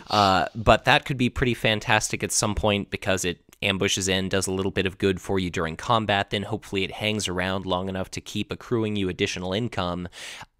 So I'll be very curious to see what kind of the command or economy ebb and flow of this guy is. I don't think his deck is going to be focusing primarily on ambush units. I mean, it's not like you can run a deck of pure Gene Stealers at this point, and even if you could, it's probably a bit of a poor life choice to do that. So there's certainly plenty economy options. I guess where does your mind go before we talk about his signature squad for Synapse units? So he wants to run a lot of infestation mechanics, but what are you thinking there? Well, I mean, I think right now the best infest heavy deck, if you're gonna have an infest heavy deck, I think looking at the synapses, you think Blazing Zoanthrope, which is like the 1-command 1/4, and then when the combat phase starts, he's like a little a mini Ragnar. You deal 1 damage to an army unit, and then if the planet's infested, it's 2 damage. But I've played a very infest-heavy Old One-Eye since the start, and I've never really used the Zoanthrope. I always use Stalking Lictor, Savage Warrior Prime, and I'm probably going to stick, at least in the beginning, with Stalking Lictor just to see how he does on command. And if I feel like I'm okay on command without that guy, then I might try the Zoanthrope. But I would say one of those 2 is probably your best bet. I mean, I guess you could use Gravid Turvagon and get 2 tokens, but I don't know about Gravid Turvagon really. So I would say it seems like one of those 2, Zoanthrope or the Lictor.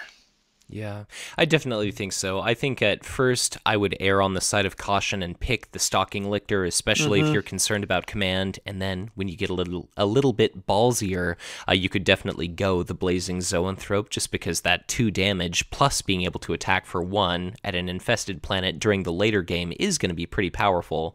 And definitely you're going to want your Synapse units involved in combat just because of what some of the other Gene Stealer options are.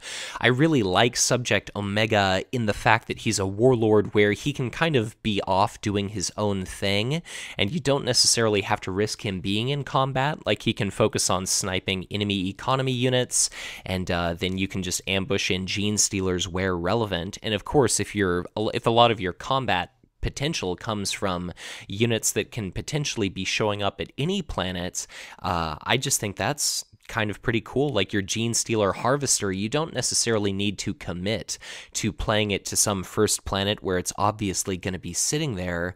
That's a 5-cost unit with a couple command, 4 attack, 4 hit points. It gets an attack bonus whenever it's at a planet with a Warlord, so you could unexpectedly drop that into play and swing for 6. If you've got your Blazing Zoanthrope set up, that's going to be a 6 hit point unit. I've seen Heavy Venom Cannon make that absolutely insane. But then again, that's not possible with ambushing it, but maybe you drop it into play, then you throw Regeneration on it, or a Heavy Venom Cannon, or any number of other effects, and it's just some really interesting potential. I think if you were to combine Digestion Pool, where you decrease the cost to 3, maybe if you even have a Biomass Sacrifice in your hand, and near the end of the game you throw away a lot of army units, you drop 1 or more Gene Stealers unexpectedly into play, I think you can just really upset an opponent by, like, surprise, your Warlord is bloodied, or surprise, I've taken this battle that I really had no good reason to win. And, right. When we see his signature attachment, it just seems like the amount of damage he could surprise output is just crazy. Yeah, I mean, I'm really looking forward to him. I think technically the pack comes out today. So, spoiler alert, I actually haven't even built a Gorzad deck. I like Gorzad, he's fun. I need to get around to building him. I've just been practicing for my store champ, and I'm not bringing Gorzad. Sure. But I will be playing this guy. He looks just a little more my style. I'm not hating on orcs. They're cool. Me personally, I don't play a lot of them. And I think a cool play with this guy, though, will be to put the... the volatile Pyrovore, right? That damages 3 back when it's killed. Yeah. Yeah, I think a cool play would be, like, if you want to do battle at the first planet, but you want to keep Subject Omega safe, you send him off somewhere else to gain command, and if you just have, like, a Pyrovore at planet 1, they have to attack it. They're probably going to have initiative if they brought their Warlord there and you didn't. So they have to attack it. You might be able to even get 1 swing back in before they kill it. And then after you've damaged something, then you start ambushing in your units. I think that might be kind of a cool little play. Yeah, I mean, it definitely could. Like, God forbid you have initiative and you deal damage, then they hit you, and then they take damage in return, and then you ambush a dude, and then you attack them back, and then maybe you use his signature event to mind control one of their units. It's just like the possibilities here are crazy. I think there's going to be a lot of opportunities where, I don't know, somebody is playing, like, a bit risky, and they end up getting bloodied or something, and then the game just crumples down around them. But the options here are great. There's like a, Digestion Pool, like I said, Cicalum Infestors to help him out economically because there's going to be so much infestation. If you throw out a Ymgarl Gene Stealer, maybe you damage your opponent and they're thinking, okay, I can take this down in the long term. Maybe you play Dark Cunning for 2, refund a resource, and then attack again for 6 or whatever it happens to be. Sure. Spore Burst is one of the scarcely few 2 shield card options that Tyranids have, but if you've got a ton of infestation on the board, you might actually get a little bit of use from that. You might get that volatile Pyrovore back into play. And then I guess just in regard to actually putting infestation out there in the first place, what are your personal favorite options? Like, there's plenty of choices available, but what do you gravitate toward? Well, I like I think it's the Scything Hormigaunt, right? Who's the 2-cost 2/2. When he is deployed, you infest the planet. Right. I like Predation because it's free. Obviously the Toxic Venomthrope will infest it if you've won command there earlier. Right. Absolute staple Tyrannid card. And my favorite one is Spore Chimney. I mean, unless they're going to blow that. Actually, it is a support, so it can be destroyed by Squig Bombing, but it's not a location. So a lot of the location hate cards that are coming out won't affect Spore Chimney, and you can just infest planets whichever you want every HQ phase. So I think that'll be good. I do think Spore Burst will be. I'm gonna try that in my first build.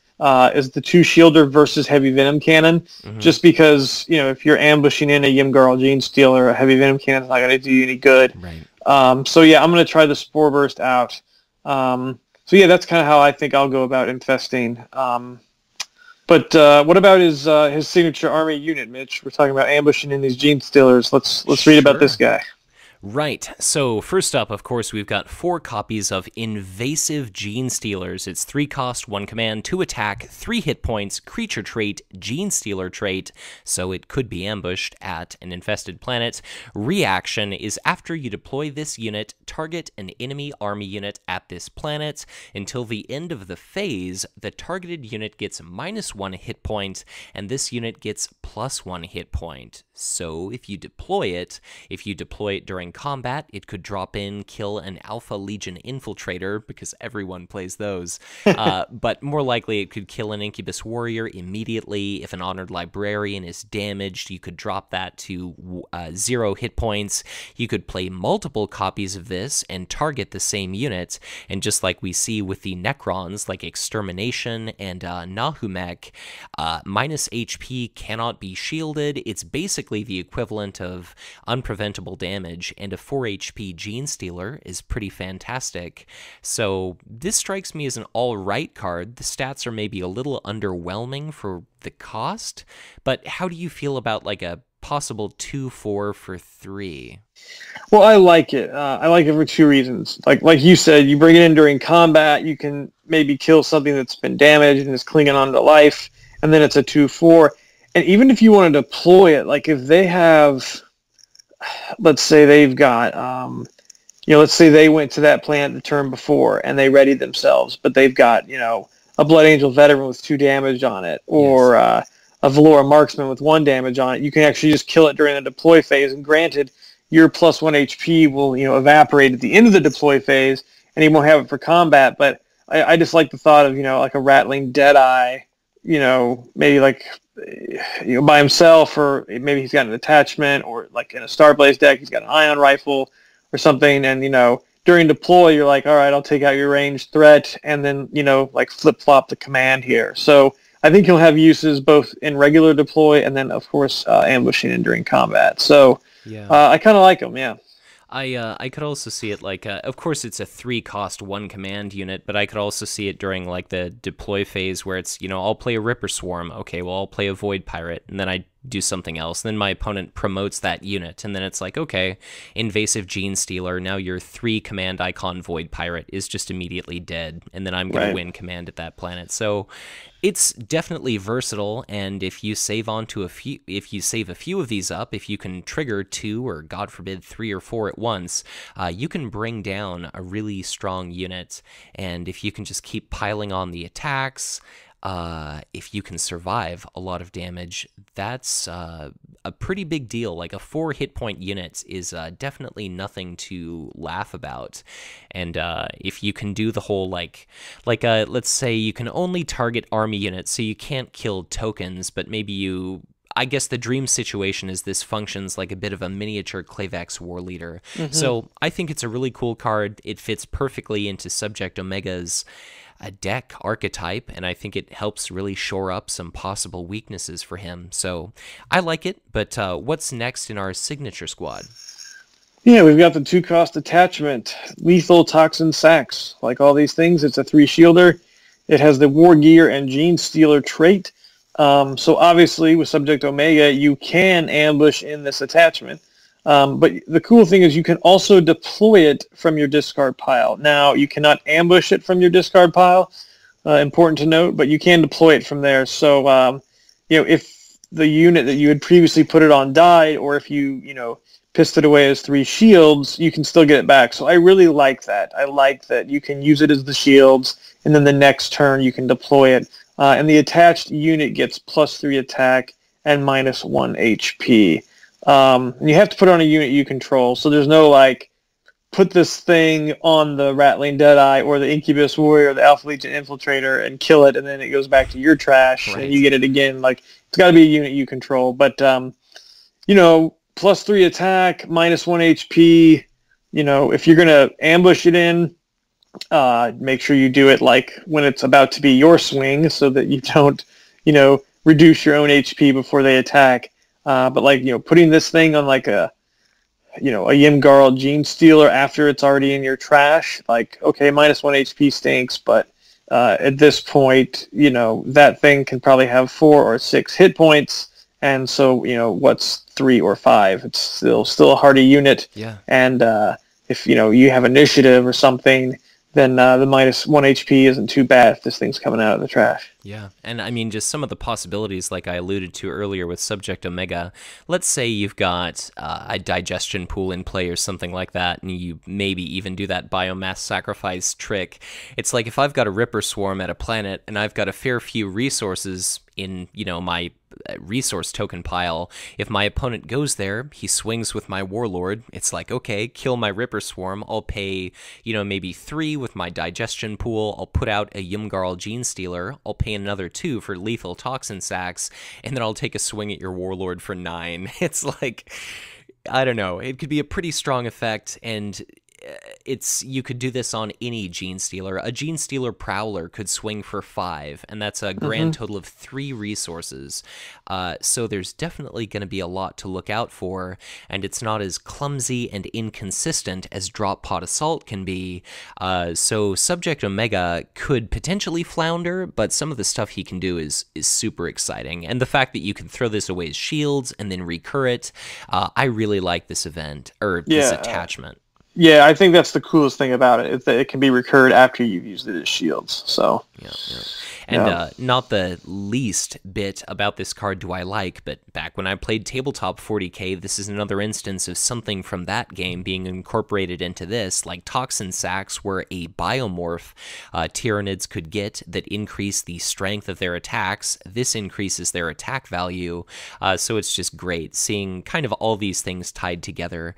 And what I think is kind of funny is, like, in all of these different signature cards, it's almost as if each and every Tyranid belongs to like a different Hive fleet. Like I think the one in this art is the stark white Leviathan, and then Subject Omega himself is that bright like purple color, and there's even a little nod, like we've mentioned before, to Space Hulk, where he's standing above like a just rent apart Blood Angels Terminator. So yeah. Awesome artwork, awesome card. But I guess what's next? Yeah, Ruined Passages is his 3-cost signature support. It is a location, so watch out for that. 3-cost supports are expensive, but this is like a one-shot thing, and it's pretty cool. It's Telegraph, though, because it has the combat action. Exhaust and sacrifice this support to ready each Gene Stealer unit you control at a target planet. So you have to have it out. They're going to see it coming, but that's a giant threat, like on the table. If they have no way to get rid of that support, and you've got a mitt full of cards and a bunch of resources, or you already have a bunch of Gene Stealers out on the table, they're just going to be like, ugh, yuck. And so the other thing, too, is like bringing if you have like a giant train of Gene Stealers and you bring it with you to a planet, they're all exhausted, but this readies them, the first combat action. So, boy, if your opponent had Squig Bomb, that would suck. But yes. But I really like it. It's expensive and it's telegraphed, but the effect is pretty cool. Yeah. I don't necessarily know if this is like forward barracks tier, but it's definitely enough to make the difference that matters. Like those invasive Gene Stealers, if they've got 4 hit points, they're pretty likely to survive a first range of attacks. And if you do throw this out for the last round of the game, if it comes to the end of the first combat and you can just blow this up and then you're attacking again and your opponent is not, with almost all of your units, that can just be an absolutely tremendous effect. So this is definitely, I can see how this would be a win more card, where if you have a ton of Gene Stealers, maybe you're already doing pretty well, but I also think it's going to be able to provide enough benefit where sometimes, even if it's just a Yumgarl Gene Stealer or something like that, getting a single additional attack, that can be a pretty devastating effect if it's swinging for 4, if it's swinging for 6, or more than that. And if you've got another Gene Stealer or 2, I don't think it's going to take much for this card to make a big difference. So it would suck if Imperial Fist's Devastators drops into play and just explodes the Ruined Passages here, but it's a pretty compelling card, and I think it definitely stands like a cut above something along the lines of like Ragnar's War Camp and some other 3-costers. Yeah, interesting to note, there is no Gene Stealer Synapse unit at the moment, so you won't be able to ready your synapse like between like at the end of a combat round before you all ready again or something. But just a little note. So, and what is our last signature card? Well, last but not least, a card that I found absolutely delightful when it was first spoiled. It is Gene Implantation. So this is absolutely just gorgeous artwork. It's a 1-cost, 1 shield icon. It's a Gene Stealer lifting up a poor guardsman with its just enormous rending talon here. It's a power trait event, and it reads Reaction. After a Gene Stealer unit you control destroys an enemy unit with printed cost 3 or lower by an attack, put that unit into play from your opponent's discard pile under your control at the same planet. So Gene Stealers are all about Tyranids infesting the species of a planet and kind of infiltrating their gene pool over like successive generations. And what this basically does is a Gene Stealer unit attacks, it destroys an enemy unit, 3 or lower cost, and then after it hits your opponent's discard pile, it bounces back into play under your control, and it's ready to be able to attack. So for the cost of 1, you could grab Honored Librarian, Blood Angels Veterans, Carnivore Pack. There are a ton of different options. This strikes me as a wildly powerful card compared to something like Hostile Acquisition, Gorzod's signature event. But what are your thoughts, Sam? Yeah, I really like it. You got to remember it's by an attack. So, like if you ambush in the invasive Gene Stealer and kill something through minus HP, you can't use this. But still, very I was just thinking, like, what if like one big swing or like the second swing of your combat turn, you kill the Ard Boys or the Dire Avenger Exarch or the Fire Warrior Elite, and then you bring it in, and now it's like, okay, you did get one swing off, but now you got to kill this thing. Right.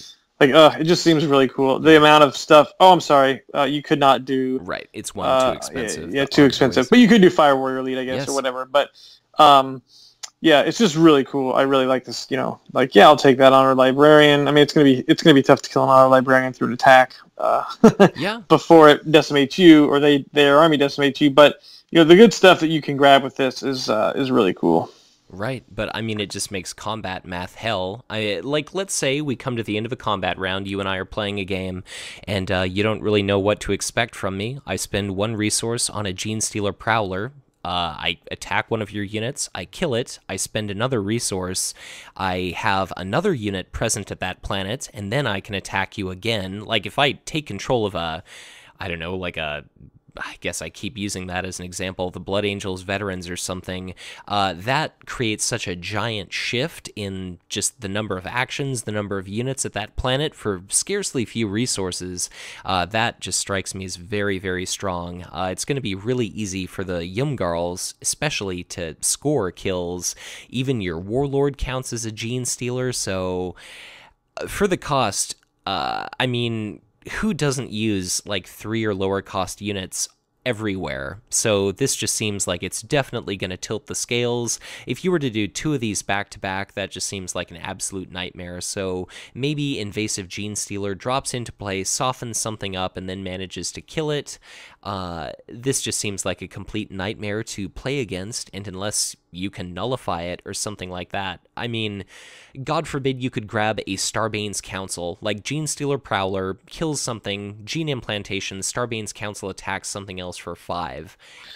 Yeah, like before they, like, and it's a reaction, not an action, yes. So like, it's before they can even gift it back in. Like, maybe they were okay with that thing dying because they want to gift it back in, and then boom, you steal it. Yes. So I mean, it's just nuts. So this strikes me as probably one of the better signature events of the game. I'm trying to think, like, what's better, if there even is one, but this is awfully good. Yeah, it's pretty good. It's a pretty good event. Yeah. But I guess, Sam, all in all, any final thoughts about Subject Omega? No, I mean, I think we've covered it. He looks really cool, and I'm looking forward to trying him out. Yeah. I guess just before we do break into our Space Marine units, how do you think he's looking out the gate relative to Swarmlord and Old One-Eye? I think he'll do just fine. I mean, it's tough to say. I haven't proxied him or played with him or anything, but I mean, I've already kind of got a deck in mind, and I think he'll be fun. I mean, I think he'll be probably comparable to those guys, you know. I don't think he'll be like super better or super worse, but yeah, I'm looking forward to playing him. I think he'll do just fine.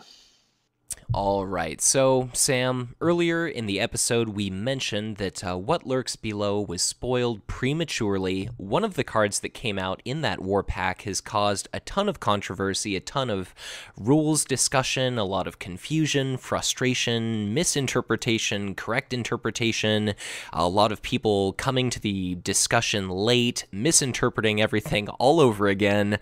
So let's walk through this upcoming Space Marines faction event very carefully.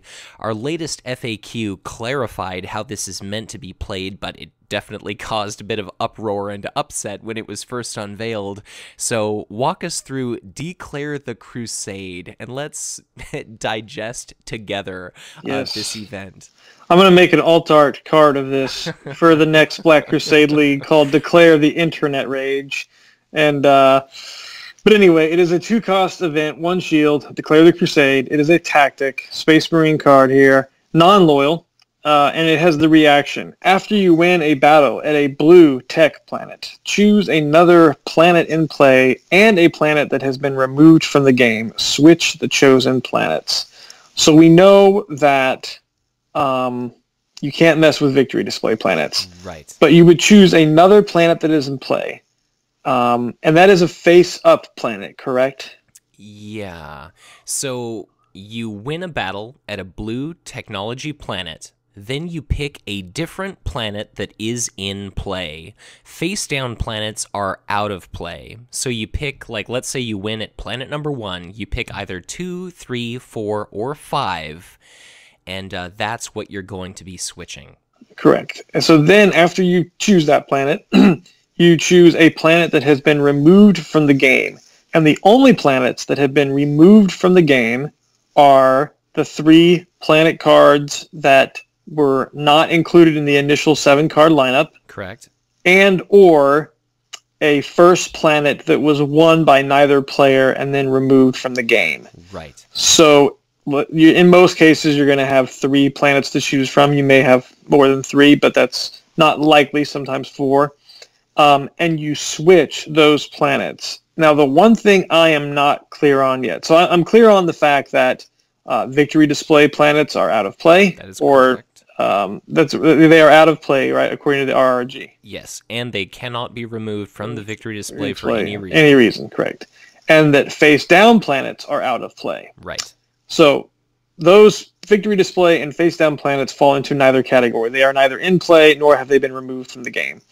So the one thing I'm not clear on, though, is how does one choose the planets that have been removed? Like, yes. Do you get to look at the 3 cards that were removed? Yeah.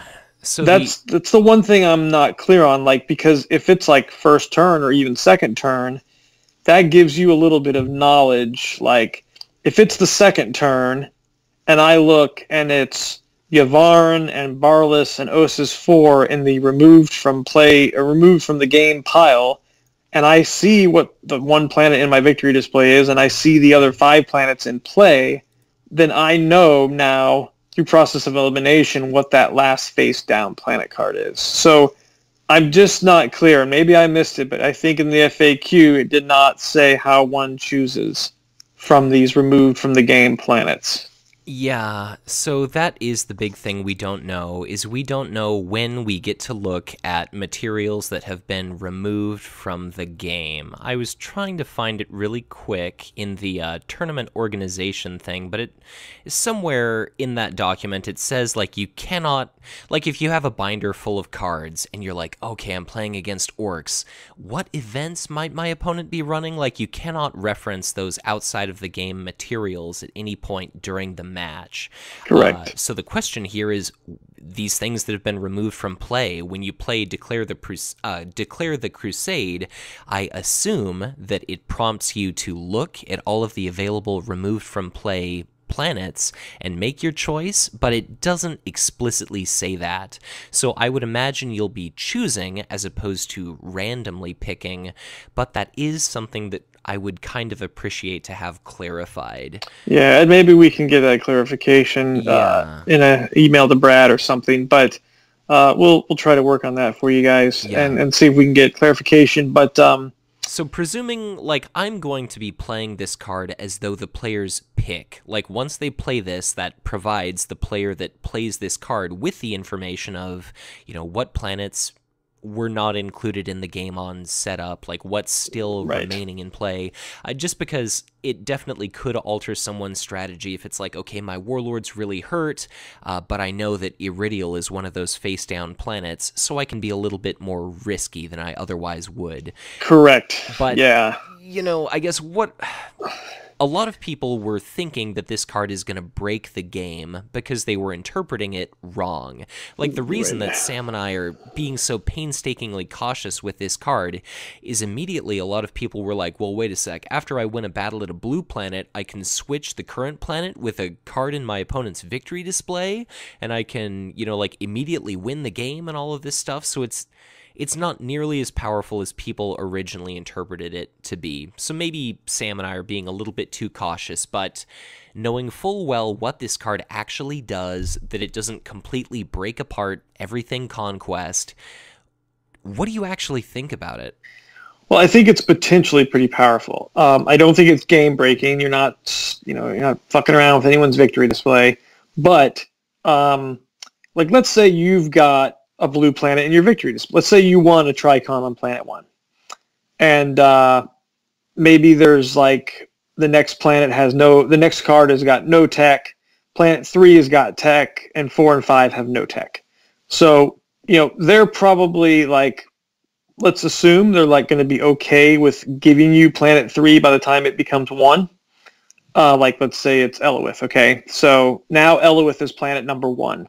And if you know you've got Declare the Crusade in your deck, you know, you maybe set yourself up on the planet after Eloith, and or the planet after that or something, and you can then switch that planet with a removed from the game planet that has blue, and now you've kind of like given yourself a much quicker or better win condition, you know, for the next round or something. I mean, it's very situational, right? Like, because you're like, if you find a Tricon that's blue, like maybe you're helping them too, or something like that, right? But I think it is potentially very powerful, but I think there are a lot of conditions that kind of need to fall in the right order, and it's not overpowered.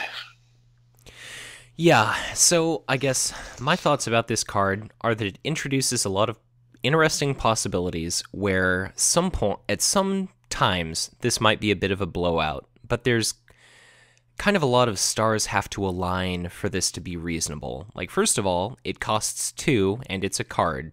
You have to win a battle at a blue planet. 6 out of 10 planets are blue. You can redetermine your opponent's victory condition, or you can redetermine yours favorably. But even when you can play this, like, first of all, you're not always going to be able to play this. If you do, you're depriving yourself of a pretty powerful Space Marine card. Like, this is almost the cost of a Reclusium Templar or something in a Chaplain Mavros. Like, maybe you're depriving your opponent's Broderick War of having a green planet.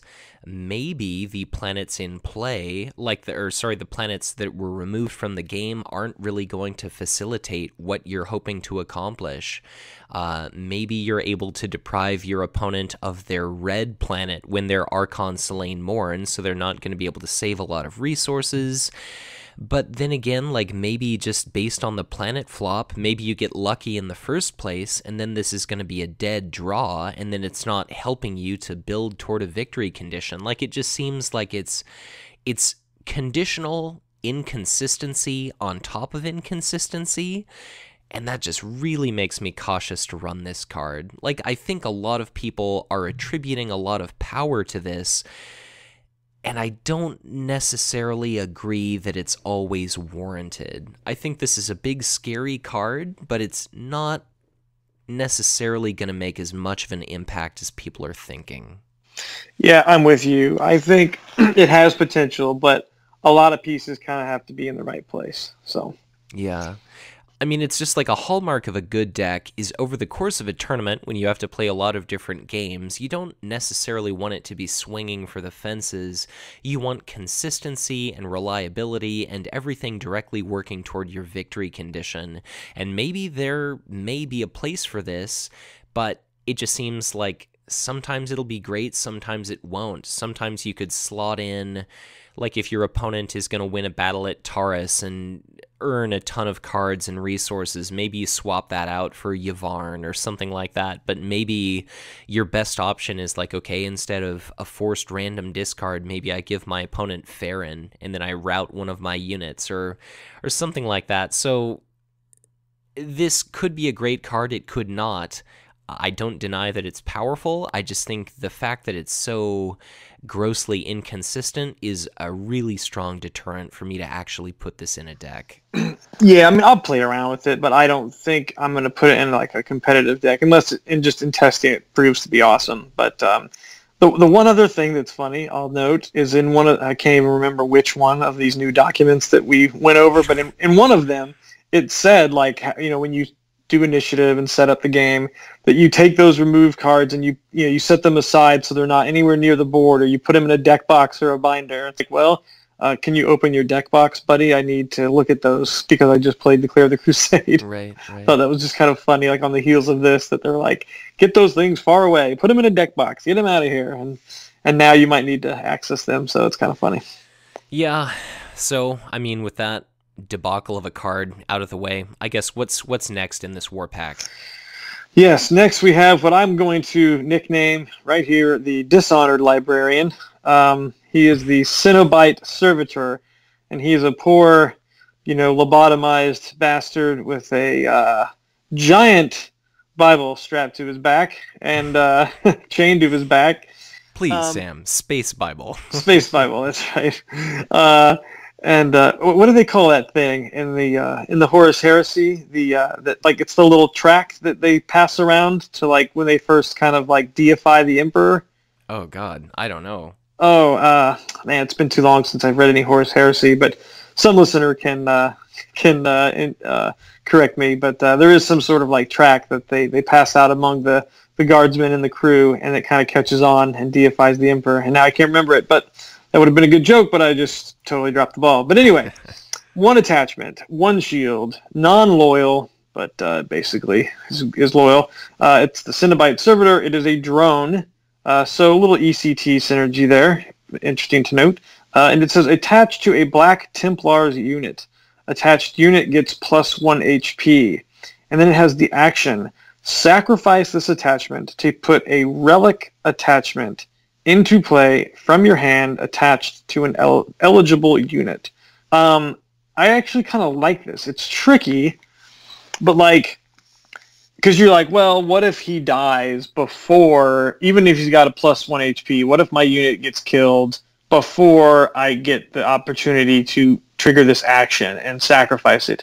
Well, you know what? It just says Black Templars unit, not army unit. So stick this bad boy on Mavros, and now you've got a 2/8 warlord, and he's never leaving play, and so there's no like limit to how many of these things you can attach. So if you draw 2 or 3, stick all 2 or 3 on Mavros, and now you have a 2/10 or a 2/9 warlord.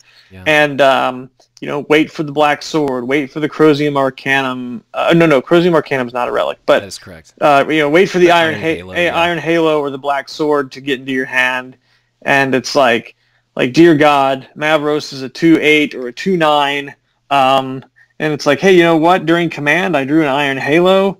I can just basically sacrifice this 1-cost card that's already done a little bit of work for me by buffing Mavros, and I can put an Iron Halo onto him now, and like that is just ridiculous. I really like this card, and the fact that it's an attachment and a drone means the ECT can find him. I guess even if it wasn't a drone, the ECT could find it. Yeah. But I really like this card, man. This is really cool.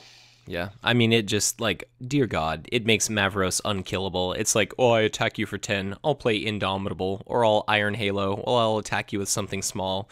Well, the Ancient Crozius Arcanum prevents the first point of damage and heals me for 1. And then, you deal damage, you have Mavros damage himself, and then he's potentially attacking for 4 at a blue planet, and he's just like a god on the battlefield. Spoiler alert, probably a tier 1 warlord, I don't know. Dude, I'm so looking forward to Mavros. Yeah. And, like, it's going to suck because everyone's looking forward to him. And there's going to be a lot of Mavros mirror matches out there, which is going to be frustrating. So, like, I'm just going to have to put, like, when I'm testing on Octagon, like, testing, please don't play Space Marines or something, just so I can try to get a feel for them outside of a mirror match or something. But, man, this is really cool. Just, like, at first I was like, okay, whatever. It's fine. It's cool. It's good. But then when I realized that it wasn't restricted to army unit and you could actually slap it on Mavros, I was just like, holy shit. Yeah. So, very cool. It's quite strong. I think it's a bit of a bummer that it boosts HP, but if this is the only thing keeping a unit alive, if you sacrifice this, it might die immediately. Like if your Reclusium Templar only has the 1 HP this attachment confers, if you were to sack this attachment, your unit would die. But being able to drop Iron Halo into play for free saves you some resources. Being able to drop the Black Sword in play for free also saves you resources. Granted, this does cost a card, but if you've got a bunch of cards, if resources are a commodity, that can definitely help. And if you draw the Black Sword during combat, if you've got this on, I don't know, the Emperor's Champion or something like that 6 hit point units, if you've got the Black Sword on him where every time he's declared the defender, you deal 2 damage to the attacker, that's pretty nuts. The Emperor's Champion has got that combat action where you pick an enemy unit, and it has to use its next combat turn to attack it, not use area effect, but be declared a conventional attacker. With the Black Sword, that is one hell of a combo. And I don't know. I'm not really sure if I'm going to play this card, just because there are, your space is so important in a Space Marines deck. But considering this can go on the Warlord, I think this is a pretty compelling card. And semi-disturbing card art aside, where this guy is, got a book bigger than his torso strapped to his back, I don't know. It could be an okay card, or it could just be amazing. I don't know. I don't know. At first blush, I think it's badass. I'm going to put 3 of these in my Mavros deck. And I mentioned the Horus Heresy earlier. So speaking of Heresy, I might drop Pod Assault from Mavros. Because you already have, I'm still going to play Primal Howl, and I'm going to play the Black Sword, which is a 2-shielder, right? Yeah. So it's like, deck space is tight, and drop pod is good. But you know what? Bringing dudes in at action speed is great, but if you can't kill the dudes I already have in play, what do I give a fuck if, if I get Imperial Fist, Siege Force, or a 10th Company Scout, or even a Blood Angel. Those are great, but it's like, why don't you just worry about killing what I have on the board, and good luck with that. So I don't know. I really like this card, and I'm going to play it for sure 3 of, at least in initial testing. So. Wow. Well, all I can say is those are some, I don't know, pretty strong words. I guess when you said this may be heresy, I wasn't expecting that tier of heresy. I mean, look, I'm just going to test it. It could backfire, and I'm like, God damn it, I wish I had dropped Pod Assault. But, I'm going to test it. Something's got to give in deck space, and maybe it's Primal Howl that gets cut. But I still like that over the one we got last pack. Sure. Except any challenge or something like that. But I don't know. I really like it, and I'm just going to be a hog here, Mitch, and read the 3rd card in a row because for whatever reason, this is my favorite card in the pack. Yeah, it's fair to say this is a pretty cool card. So take it away. It's a little expensive, I will grant you that, but it is the Sword Brethren Dreadnought. It is a 7-cost loyal Space Marine army unit, 3 command, 5/6. Vehicle, Black Templars, and Elite. Now it has the no war gear attachment, but let's note here that the servitor that we just talked about, the Dishonored Librarian, is not war gear. That is correct. So you can slap that thing on this. And it has the Unstoppable specialization. The first time this unit is assigned damage this round, prevent one of that damage, and you may trigger the battle ability of this planet. So this thing in Mavros is ridiculous because, I mean, sure, you can beef it up with Mavros for combat, or it can just stand on its own without him, maybe even in another Space Marine deck, and still be pretty good. But, like, okay, put this thing at, like, Karnath, which is a blue tech planet, and then just as a deploy stall, smack this thing for 1. Sure, you've now got a 7-cost 5/5 3 command, which is still pretty good. And like, okay, Karnath, I can choose anything else in play. Well, you know what? I just blew my whole load on this Dreadnought, so why not trigger Taurus and gain 3 resources because I have less, units than you? Or trigger Yavharn and put another one of these in play for free in my HQ. Like, I don't know. It might not be as great as I think, and it might be kind of janky to do it that way, but just with Mavros, triggering the Unstoppable specialization during deploy seems really strong. Yeah, I mean, this just seems like a hell of a card, and the possibilities are pretty fantastic. The obvious play is throwing it out to a blue planet and then triggering, like you could trigger Elowith during deploy. I'm trying to think what other planets have deploy actions. You could do Aatrox Prime to blast the enemy HQ or kill off a bunch of their economy units, but just during combat, you take damage, and assuming that the Sword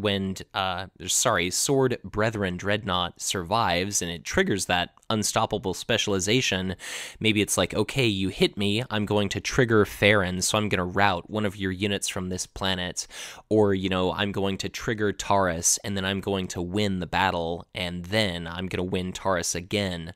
God, what other effects? Aatrox Prime, like I said, it could be the forced random discard of Barlas.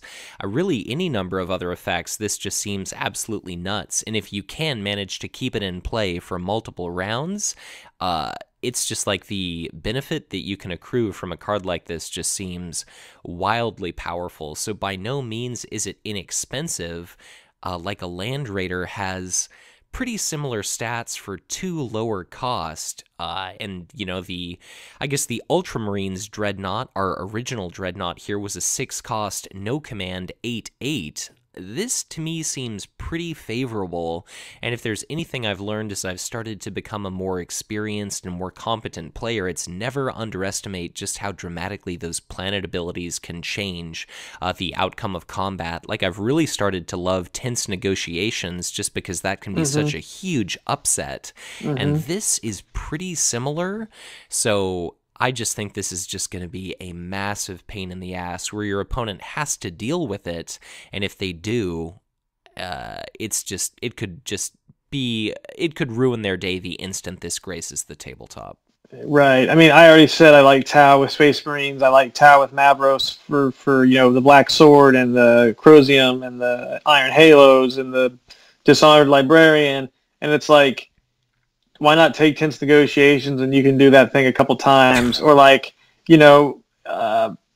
let's say you're like at Planum, even if maybe you have a unit somewhere else on the board, you deploy this thing to Planum, you use Mavros during deploy to bring that thing over, or just leave it there, and then when he takes damage during combat, boom, like, just move that thing over from a different planet because you're sitting at Planum fighting with this thing. So, yeah, and I just want to make sure, right, Unstoppable, he's assigned damage. Even if it's terminal damage, this thing kicks in, correct? I believe so. Because it's, the first time it's assigned damage. So I would imagine that occurs, like you trigger the battle ability upon assignment of damage prior to shielding, prior to damage dealing.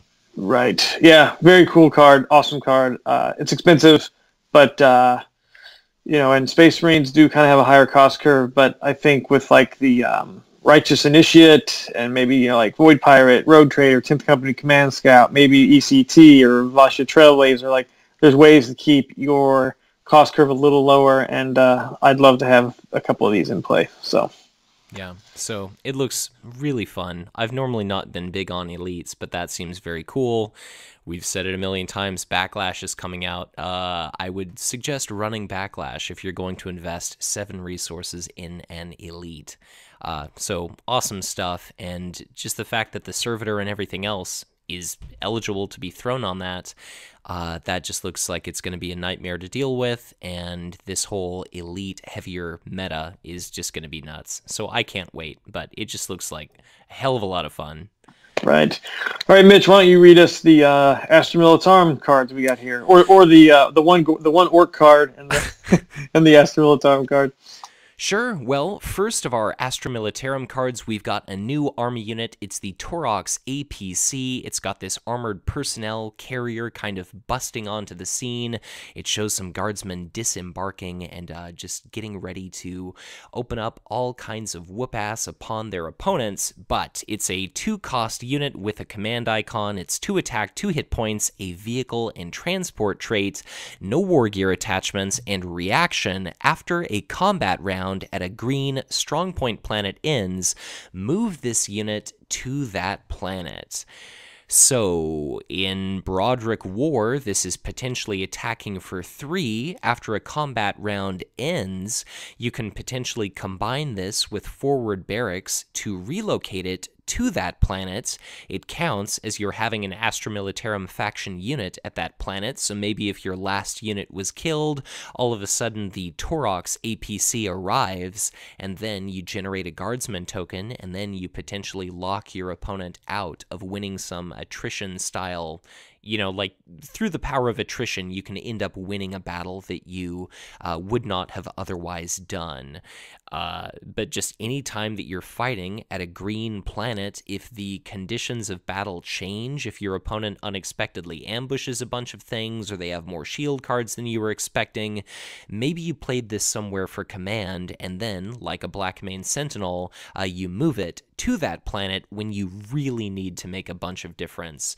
But, you know, what are your thoughts? Yeah, I mean, it's like a delayed Sentinel or Wild Rider, right? And it's kind of cool because the exact thing that you just brought up with the forward barracks, you know, play them for command somewhere and then bring them in when you need to have a few more units. And I made the joke about the Orc card because it's not loyal, and in Gorzad, this is a 1-cost 2/2. Yes. So it's like, it passes the vanilla test on its own. It's, you know, 2 for 1 command 2/2. And it's got a cool little reaction. It's got some, anytime you can move cards around the board from planet to planet, it can mess with math, it can mess with your opponent. So it's cool in war, and it's, you know, it's probably fine in all Space Marine, in all Astra Militarum decks. But to get this thing for 1 cost is in Gorzad is really cool. Oh yeah, I mean, the fact that this doesn't even need to move to the first planet, it's just any green planet is great. So you've got Teleportapad, you've got Boss Zugnog, you've got this. Obviously, if you get Customization Station out, this is going to be a 1-cost 3/3 with a command icon, which is just absurd. But I just love this card. The only thing I don't like about it, but I almost feel bad bringing any complaint to bear about this, is if your opponent ends up, like, let's say if they've got 2 units left and they kill your last unit, there's not going to be a combat round ending for you to shift this over to that planet. But if you've got shields, if you've got Elysian assault teams, if you can kind of stretch out combat a little bit, this could definitely help you. And then I guess the only crummy thing is, like, if the combat round ends and your opponent has initiative and then your Torox shows up, maybe it's just going to get, you know, destroyed before it has an opportunity to attack. But for what you're investing in it, it just seems like a hell of a strong card. And movement effects in this game, go figure, they're pretty good.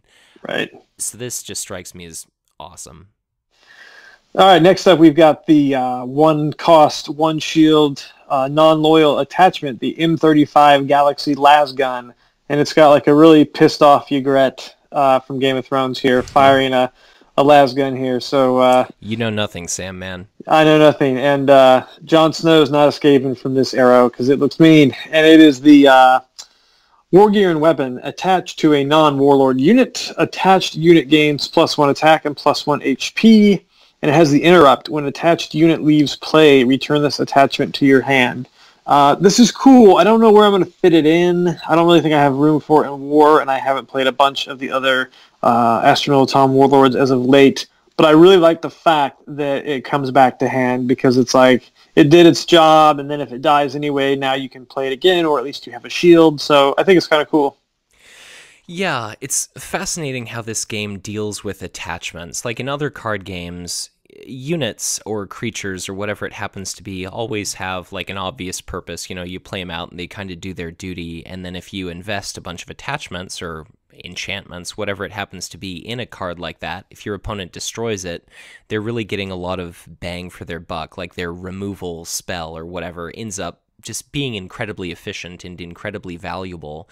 And we've seen like Commander Shadowsun, who brings attachments back from the discard pile or lets you put them into play from your hand. And this is kind of another inexpensive attachment where it's not that big of a deal for you to invest a little bit more into your critters on the table, because when they die, this goes back to your hand. It's like a reusable piece of equipment, and considering just how expendable the Astra Militarum soldiers are supposed to be, it's just kind of plays into that theme, and it makes great sense from a game standpoint as well. I like that it's cheap, I like that it's versatile. It's, what unit couldn't use more attack and more defense? You could throw it on like a Rattling Deadeye, and with Broderick War, that could be attacking for 3, or conventionally, it could just be attacking for 2. It could boost up, I don't know, I guess if you're using like a Blood Angels Veterans or something, that could empower that.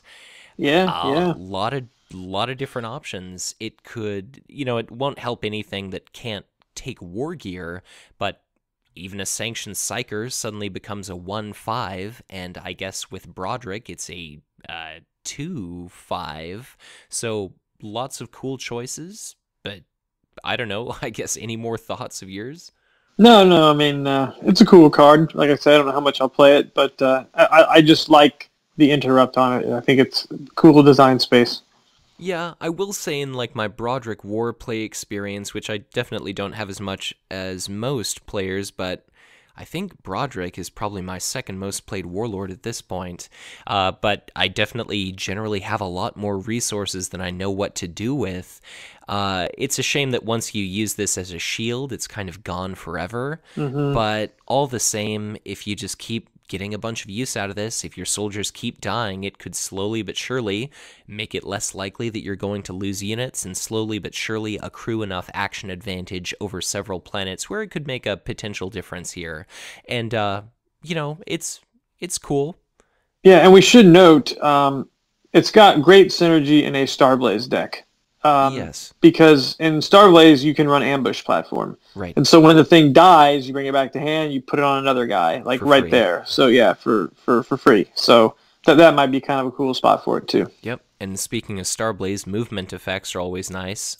So whether it's Inspirational Fervor, whether it's Starblaze tugging a unit from one planet to another, this is a pretty cool card. It's subtle, but it's compelling enough to warrant inclusion in a deck, and I'm just gonna say it. It's nice to see, a female on a card for once in this game. So, and you can put it on neutral units as well. So who doesn't want to kill something with their Void Pirates and Rogue Traders? But Sam, we've got some pretty cool stuff coming up for our orcs. Why don't you walk us through these? Yeah, speaking of equality, we have the gender-neutral orcs, because although we always think of them as guys, they are gender-neutral indeed. Right, so, gender-neutral boys. Gender-neutral boys, yeah. They might have a bit of a complex, or they're just too simple-minded to figure it out. But the 2-cost army unit, non-loyal, Scrap Naba, 1 command, 1/2, odd boy, and ally. Another little ally card there. And while this unit is at a red planet, it gains, +2 resources during, your command win. So I don't know what I think about this. Like I say, I'm not the biggest orc player. 2 command for a 1 hammer command unit. I'm sorry, 2 costs for a 1 command, 1 hammer command unit is a little but there's potential there, I suppose, if you can promote them or whatever, +2 resources is always nice. Yeah, this is a really tricky one. Like, the Flayed Skull Slaver was announced for Pack 6. It's a 3-cost, 1-command icon, but it's a 2/3, and it's got the same ability. But for this guy, it's like you could use Chaos Fanatics and get the same stats, but then you don't get the situational bonus. Right. And this is an ally, so that's starting to become a disadvantage. Like Imperial Fist's Siege Force can rout any number of allies. Despise is each player sacrifices an ally.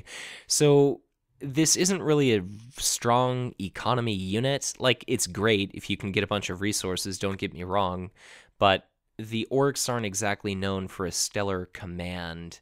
And they're doing better, but, you know, this doesn't really feed into Nosdrag's ability very well because it's only got 2 hit points. It's Battlecry eligible, but I don't know. I mean, you could say that about any orc. So Right, exactly. I would say out of all the economy units we're starting to see, this is probably a little underwhelming. Yeah, and like, you know, I mean, again, it's a little strange when you're comparing across factions, but like, Yeah. take the who's the chaos guy that just came out with all the cords sticking out of his head and everything? Oh, the Seer of Deceit. Yeah, Seer of Deceit. You know, at least he's like, he passes the vanilla test. He's a 3-cost, 1-command, 3/3. Whereas this guy, you know, he kind of falls in attack value short of that. So I don't know, but Yeah, and the Seer of Deceit is also another common unit, so you could have him in a deck. He's also an ally, and that's while it's at a blue planet, but yeah, so I don't know. It's great if you can have your Warlord at a planet and you know for sure that you're going to be winning, and if he enters your Warlord train, he could make a big bit of difference over the course of a game.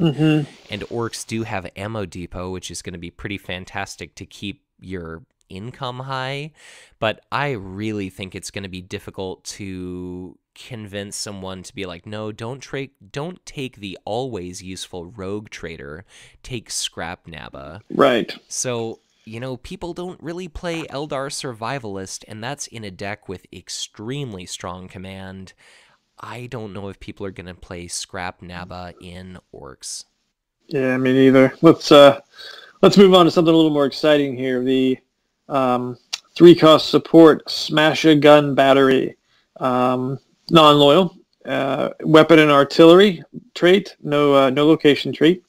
Deploy action. Exhaust this support to have each player deal an amount of indirect damage equal to the number of cards in his or her hand among units they control. So, I like this card. It's expensive, but it's not unique. You could have 2 of these out. That might be expensive too, but, you know, orcs, you know, a lot of orc decks are running ammo depot. I mean, damn near every orc deck is running ammo depot, and you don't worry about the card size. You just know that you can replenish it at game speed. So, you know, if you've got 3 or 4 or 5 cards and they've got 9 or 10 or 12, or, you know, if you're playing against Eldorath and you've got 15 cards, like, I just love the thought of like Cacophonic Choir or Daka going off, and then like deploying this and then exhausting it. Like, there could be a lot of damage. Like, you could bloody Warlords with this thing.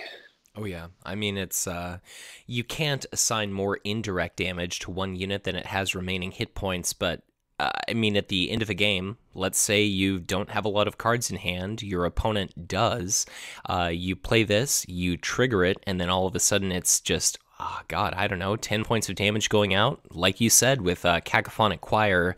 So many other different effects. It could be your opponent uses all of their shields, and it's like, okay, thank you, you know, God Emperor of Mankind. I was able to weather this first onslaught, and then you're like, guess what? You know, Smash-A-Gun Battery number 2, or, you know, Daka, or any number of other effects where it's just stockpiles of damage going out, and it's just going to be way too much for anybody to handle. I definitely think you probably want to use this prior to any, you know, ammo depots or any other effects that could kind of extend your turn, and just probably as early in deploy as possible so your opponent can't dump out their hand. But this is just definitely going to be a hell of a thing to look out for, and I don't know, this is like a far more consistent version of Orc Landa that it hurts you too, but I guess considering you can kind of pick and choose when you're earning cards, this could be pretty strong.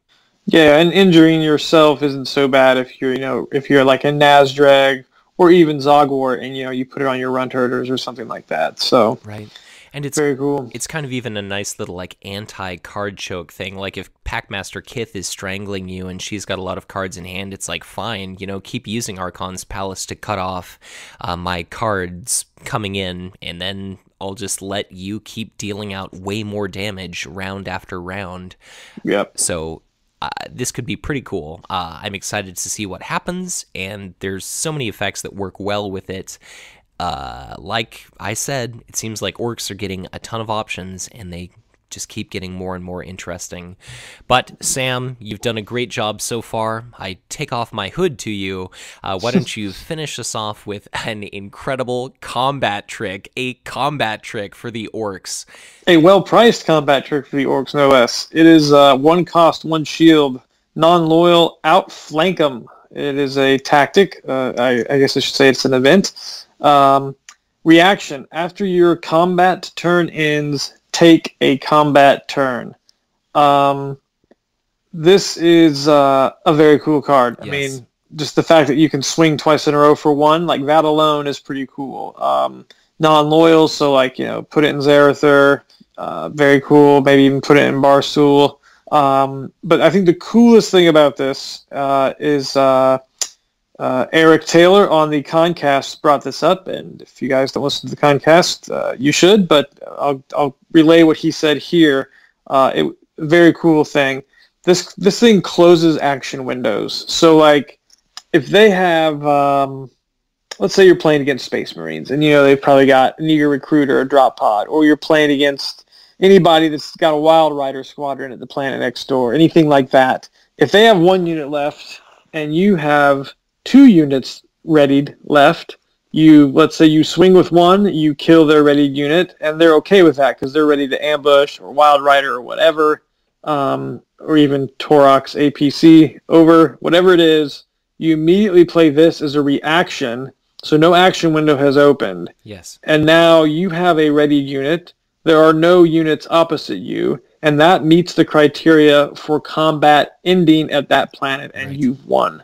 So like, just on its own, even without that little trick, it's cool. But like, when Eric brought that up, I was just like, holy shit, that's a great idea. I didn't even think about it. And just, anytime you can close action windows and that leads to planet victories, very cool card. Yeah, I mean, it is just absolutely fantastic. If your opponent is holding on to a bunch of actions, if you deny them that opportunity, that is fantastic. If, you do combat turn, reaction, combat turn with no action window, if you kill your opponent's unit, they cannot use Gift of Isha to return it to play and then attack you. It's just, battle's over. Maybe you win that planet. Well, obviously you win that planet. Maybe you even win the game. Maybe it's, I take a combat turn, outflank them, combat turn, outflank them, combat turn, outflank them, combat turn, which is unlikely, but it's like, that would be, a lot would have to be going right for your opponent to be able to weather that much outgoing damage, just because in this game we've gotten so in the habit of,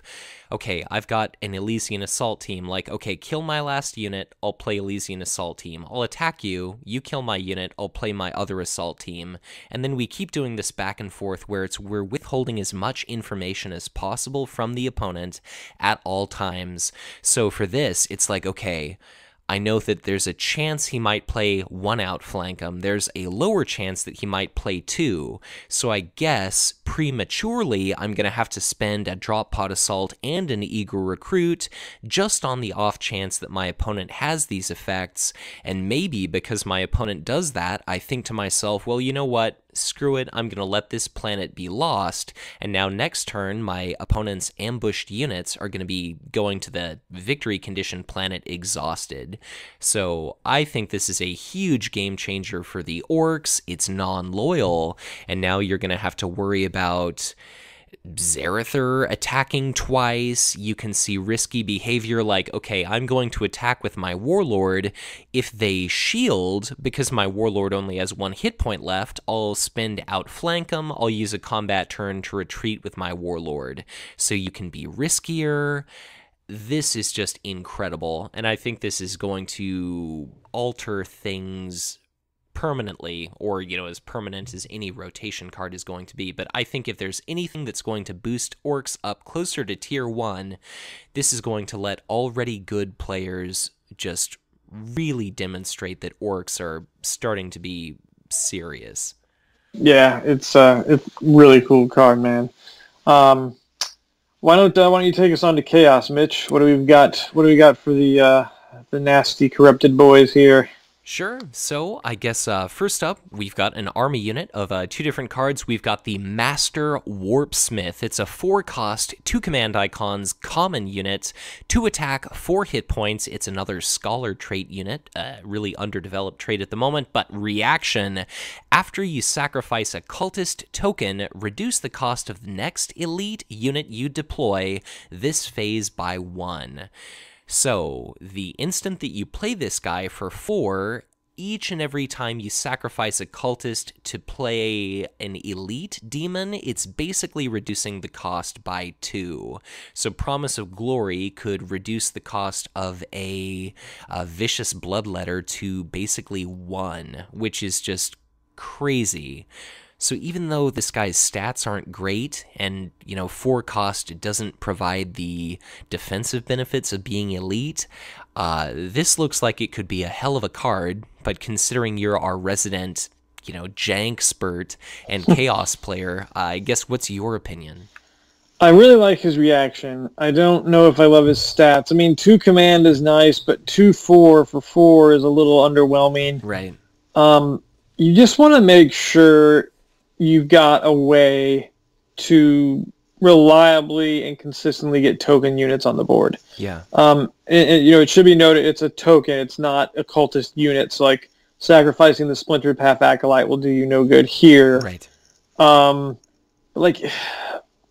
It feels like there's a lot of setup to make it really go off. Like, is this guy... Like, if you play Promise of Glory, and then you play this guy, now you've kind of and then you play an elite. Okay, so you've saved an additional $2 on the elite because you've played this guy. So is this guy basically worth those $2 to command 2-4 for 2? Yeah, that's good. So right there, I guess that's okay. Maybe I've talked myself, convinced myself that he's good. Yeah. But there's a big paywall. You've got to invest a lot. Yeah, I mean, that's, you're talking about 3 cards and, $5 to get this guy and an elite out and Promise of Glory. So he's good. I will test him. He looks fun. I think he could be good in the Xavi Split Tongue type deck. Yeah. Maybe even if you have Turbulent Rift out and you deploy a unit, it's a lot of setup though, right? You have to have Xavies at a planet and then you have to have this guy somewhere else on the board. And then you have to deploy a unit, and then you can trigger Turbulent Rift and maybe create another cultist token or 2, and then keep doing that thing. And I've actually pulled that off in a game, even without this card, and it was fun. But that's not happening often. And yeah, I don't know. If there was more ways to dependably get cultist tokens on the board, this guy is awesome. But I'm going to try to run that what I've kind of named the Big Nasty, where it's this elite heavy Turbulent Rift backlash whatever deck. And I just don't know if I can fit a 4-cost unit into that deck. Yeah. What I do like about this guy is I picture it being probably as early in the game as possible if you're doing this really elite-heavy chaos build where you put him out to Planet 4, Planet 5. Ideally, it's probably a blue planet. Your opponent is maybe going to want to... he's not going to be involved in combat for a long time. Maybe he's great bait to get your opponent to invest in some economy units piling up at that planet to win over him. He's going to be resistant to Warlord Assassination because he's a 2-4. And then if you can do, a Sowing Chaos play, that's pretty strong. He does fit really well in with that Throne of Vainglory deck, where that's another card where it takes a huge investment, but he's greater than 3 cost. So if you end up discarding him, he himself is going to result in generating 2 cultist tokens for you. And then each time you hit with Throne of Vainglory, which could actually be pretty consistent, if all of a sudden that's doing 4 resources per turn, and again, this does take a lot of setup, the power, the possible, like, just what could happen is pretty compelling and pretty interesting.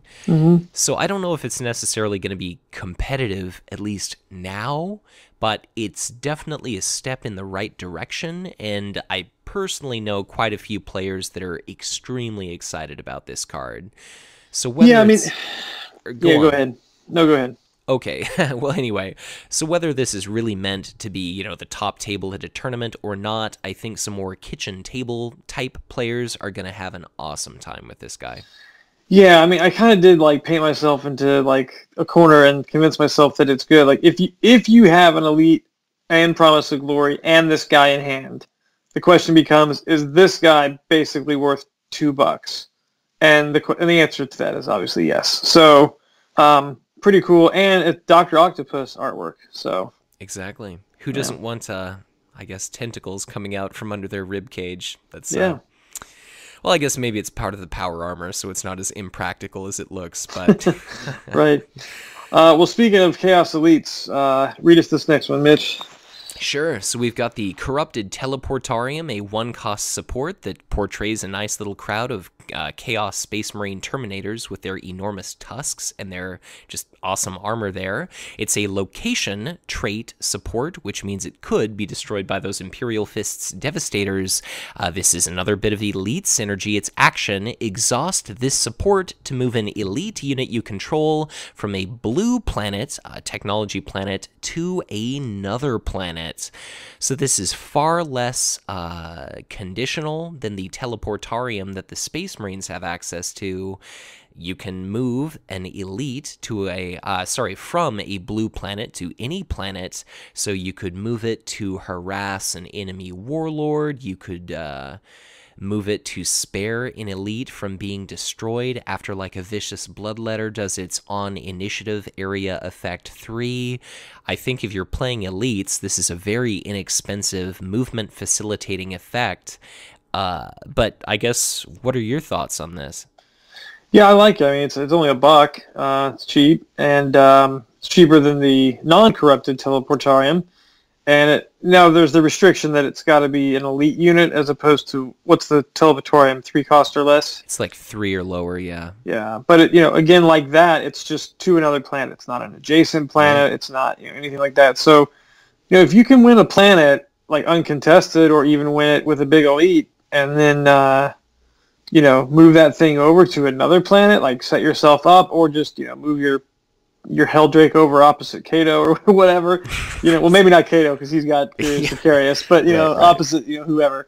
The one thing that's stinky is you can't get Plague Beast to trigger twice with this thing, right? Yeah, you can't win a planet with Plague Beast and then move them and have them go again. But that's just a minor complaint. No, I like it. I'm gonna test it out for sure, especially when we get Backlash, and I'm gonna, like I say, build this kind of Elite heavy Chaos deck. So very cool. I think it's pretty sweet. You could, if you put an Elite at planet number 1, maybe your opponent's like, God, I don't want to go to planet number 1. I don't want to deal with that. And it's Corrupted Teleportarium.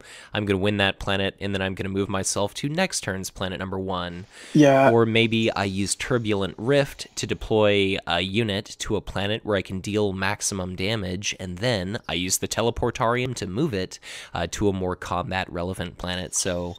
yeah, I think another cool thing, Elites are expensive, but if you got enough money that you can deploy stall, play the big Elite, and they're going to, maybe it's your initiative, right? So you play the Elite first, and they're like, okay, I'm not going there. So they start stacking up at, the next planet, and if you can just, get, 2 or 3, 3 is probably a lot to ask, but a couple, deploy stalls between the Elite and then playing this as your last deploy action, they're like, oh, shit. He's got that Elite at 1. I have nothing to go there and battle with it now because I've stacked up 2, and planet 1 is blue. So then you just send your warlord to the planet where he just put his army up. You win that first planet uncontested. Hopefully you have at least one other unit there to win the planet. And then you can move your bloodletter over to opposite them and wreck face. So yeah, a lot of cool possibilities. I just think it's great. You could even just do goofy stuff like, I'm going to move my Soul Grinder where it's guaranteed to win command, and then my opponent sacks a unit. So very cool stuff for Chaos. So, I don't know. It seems like Chaos Demons are definitely getting a little bit of a buff. It's a shame that the Prodigal Son's Disciple that we covered recently, that itself is not a demon, so like Master Warpsmith isn't going to be... Like, those two cards don't exactly work really well together, but all the same, some awesome stuff coming out. And why don't you walk us through some of our Dark Eldar cards? Yeah, well, if you're a fan of Archon Selene Moore, then this is the the war pack for you, my friend, because she's got some really good stuff. The Dying Sun's Marauder. It is a 2-cost loyal army unit.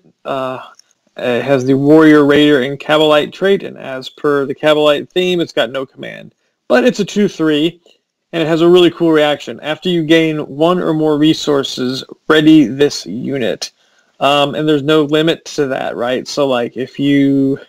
well, I guess I don't know how you gain resources, like, mid-combat, but, like, if, you win command and he came up in your train, right, he can ready or something. And there's design space there where maybe we'll see a unit where it's when it deals damage, you gain a resource. Right. Now, I want to bring up here, at the moment, Raid is not gaining a resource, and I'm gonna consult the rules form here just to kind of go over this. So, the question is, what counts as gaining a resource? So, because Raid says take, not gain, right? So, good old rules lawyer here, Katon, on the rules form, he says, in RRG, page 13, it says resources. Resources are the game's currency and are used to pay for cards and card abilities. Resource tokens begin the game in the token bank. When a player gains resources, he transfers them from the token bank to his resource pool. When he spends resources, he transfers them from his resource pool back to the token bank. So the closest thing that we have in the rules to a definition of gaining 1 or more resources would be the transfer of resources from the token bank to your pool. Yeah. So following this definition, command wins, and HQ phase, and Taurus all count as gaining resources because you transfer those from the token bank to your pool. Right. Raid would not be considered gain because you are transferring it from his pool to yours, not the token bank to yours. Somebody did say they had an email out to FFG, and Paul did ask for them to, please post the full email text to confirm this. But at the moment, we're kind of waiting on that. But I usually go with what K-Tom says because he knows his shit when it comes to rules. And at the moment, Raid won't get this guy to ready mid-combat, but great for readying him after he came in the Warlord retinue, and you won a resource during command. So, yeah, I mean, it follows the Cabalite trend where it's no command, but it's got a little bit of a beefy body on it. 3 hit points. What I'm trying to say is a lot of the Cabalites we've seen are very fragile, and they're not exactly geared toward command. Right. So this isn't attacking incredibly hard, but it can do the ready thing. What I do like about this is it's all the more reason for, if you're an Archon Selene Morn player, to run Bladed Lotus Rifle. Throw it on a unit at the first planet. This guy attacks during ranged. Then, like you said, he shows up at the subsequent planet number 1. He's exhausted, but then he readies, and then he gets to attack during ranged again. So I like this guy quite a lot, and I think it's only a card that stands to get all the better in time. Obviously, it's a Raider and Cabalite, so with Archon Selene Morn, if you play it to a red planet, you're potentially only paying 1 for it. So right. I think it's pretty cool. The art is cool. I know I've been talking about art a lot this episode, but we're just seeing more and more original artwork, and it's just a bunch of awesome, Cabalites standing above a bunch of dead guardsmen, and it just looks like they're treating them like exactly what humans are to the Dark Eldar. It's like filth. He's like kicking over a corpse, and it just looks like humanity is so beneath these beings. I love it. Yeah, it's cool art. Next up, we've got the Cabalite Harriers. They are a 2-cost 1/2, and they do have a command hammer. warrior and Kabalite. So again, this is a net cost of 1 at a red planet with a Hail Morn. It's got the reaction: after a Kabalite unit enters play at this planet, deal 1 damage to a target undamaged unit at this planet. I really like this. It's only $1 for, essentially, in the right circumstances, it's only $1 for a 1 command, 1/2. And it's a great setup for Klavex War Leader. Like, if they have, you don't even have to attack it first to get it damaged. Just, and it keys off other Kabalites. So first off, it keys off itself. Yes. And then, make this your first deploy move, and then drop a Kabalite Halfborn, drop a Dying Sun's Marauder, drop a Kabalite Strike Force, whatever. And you can really you could maybe kill something and then get something else damaged and set up for Klavex. So I think it's a pretty cool card. What about you? I definitely think it helps level the playing field in a sense. Note that this is undamaged unit, not army unit. So if you're playing against Packmaster Kith, the established Dark Eldar #1 competitive powerhouse, it's like, okay, I'm going to play my Halfborn, like you said. That's going to be a possibly dead Chimera token.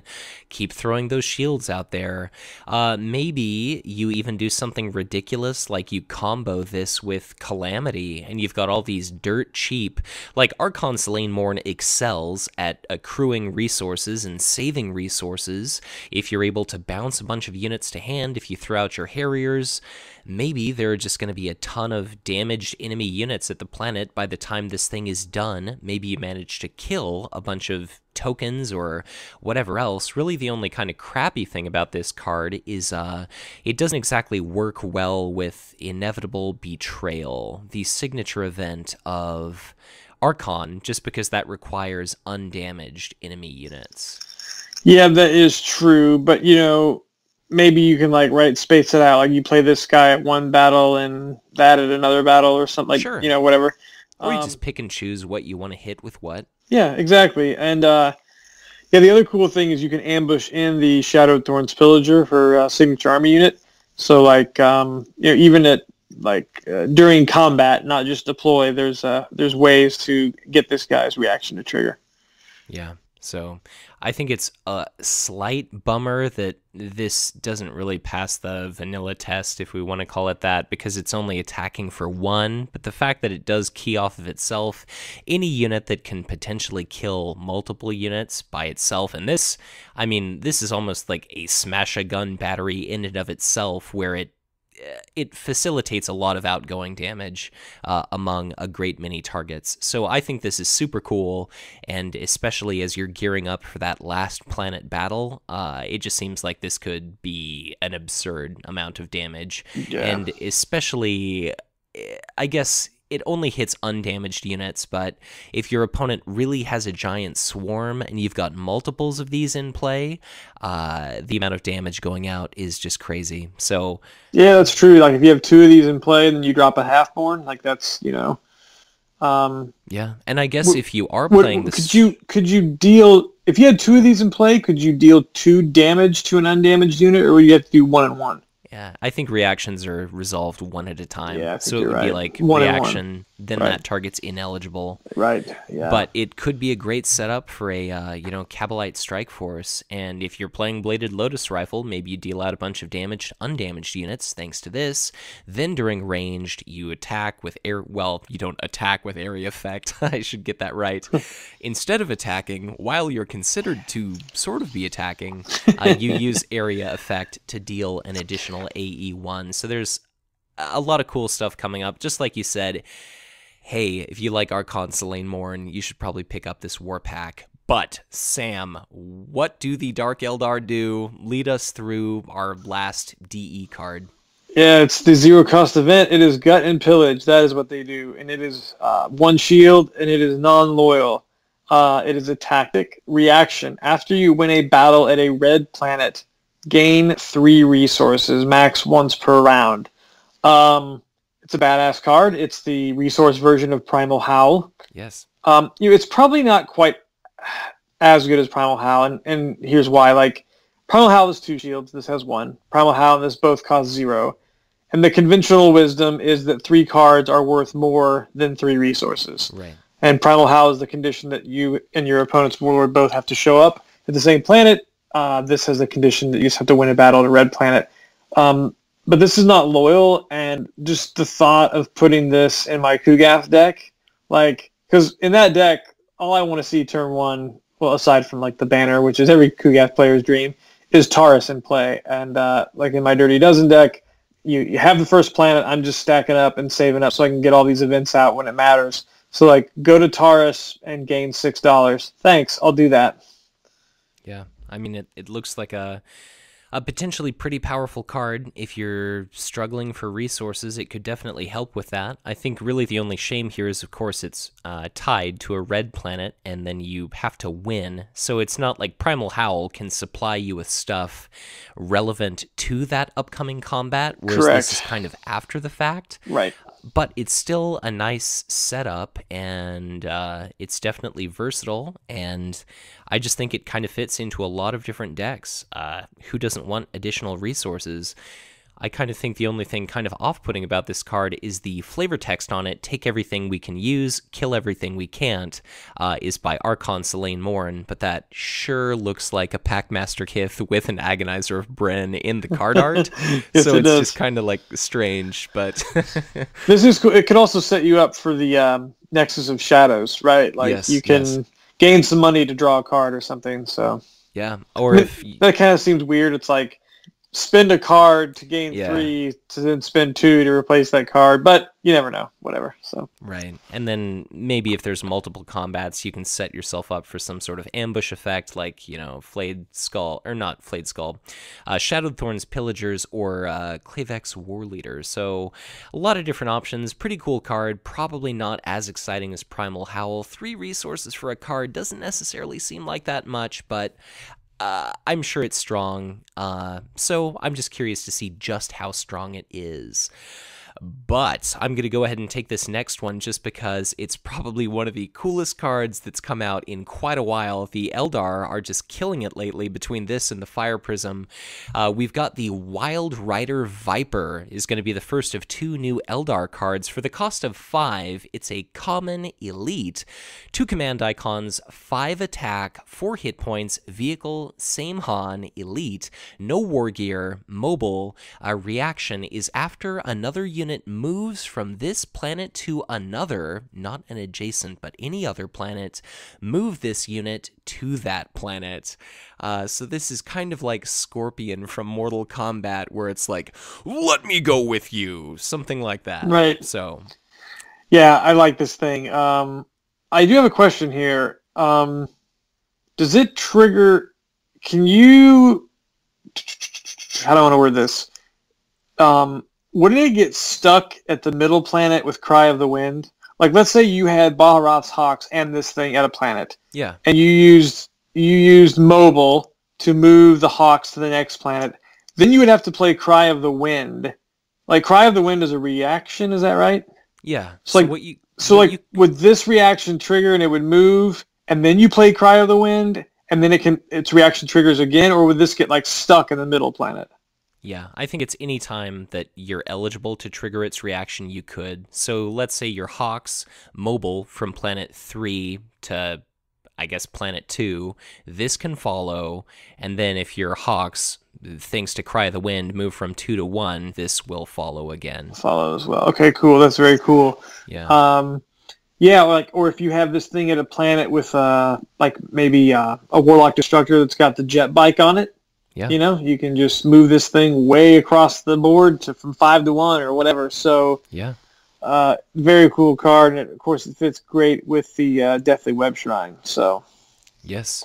This attacks for 5. Let's say you've got initiative at the first planet. You've got a Wild Rider squadron at 2. Maybe your opponent doesn't dare put anything at planet number 1, because note, this is Star Cannon eligible, and 5 attack Armor Bane is pretty threatening, so maybe your opponent avoids planet 1, maybe they go to planet 3, you could use Mobile to move this to 2, you could use your Wild Rider Squadron to shift that unit to 3, and this could follow. If your opponent is using teleportation tricks like Teleport a Pad, you can move from planet 5 all the way to planet 1.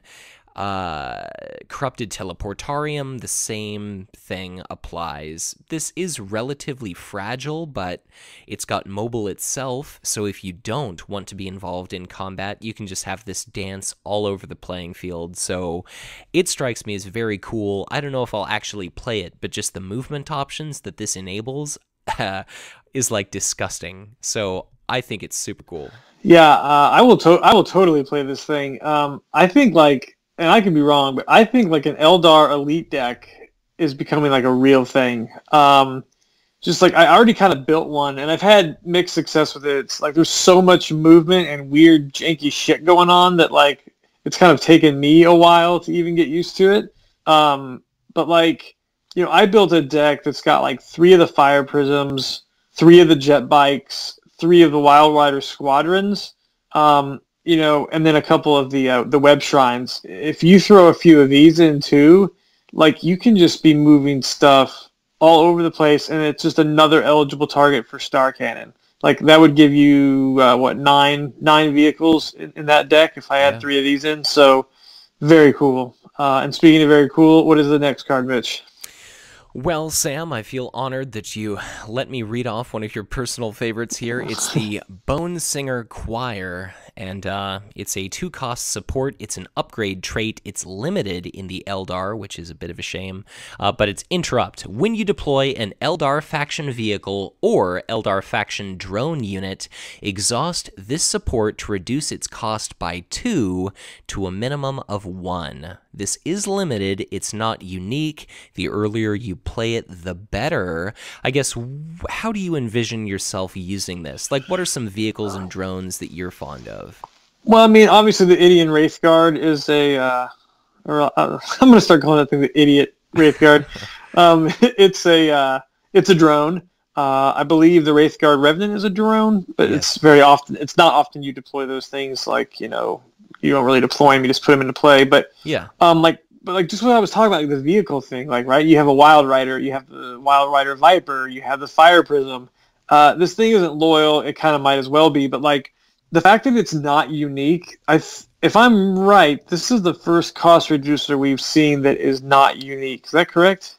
I would say there's a strong possibility that is true. Yeah.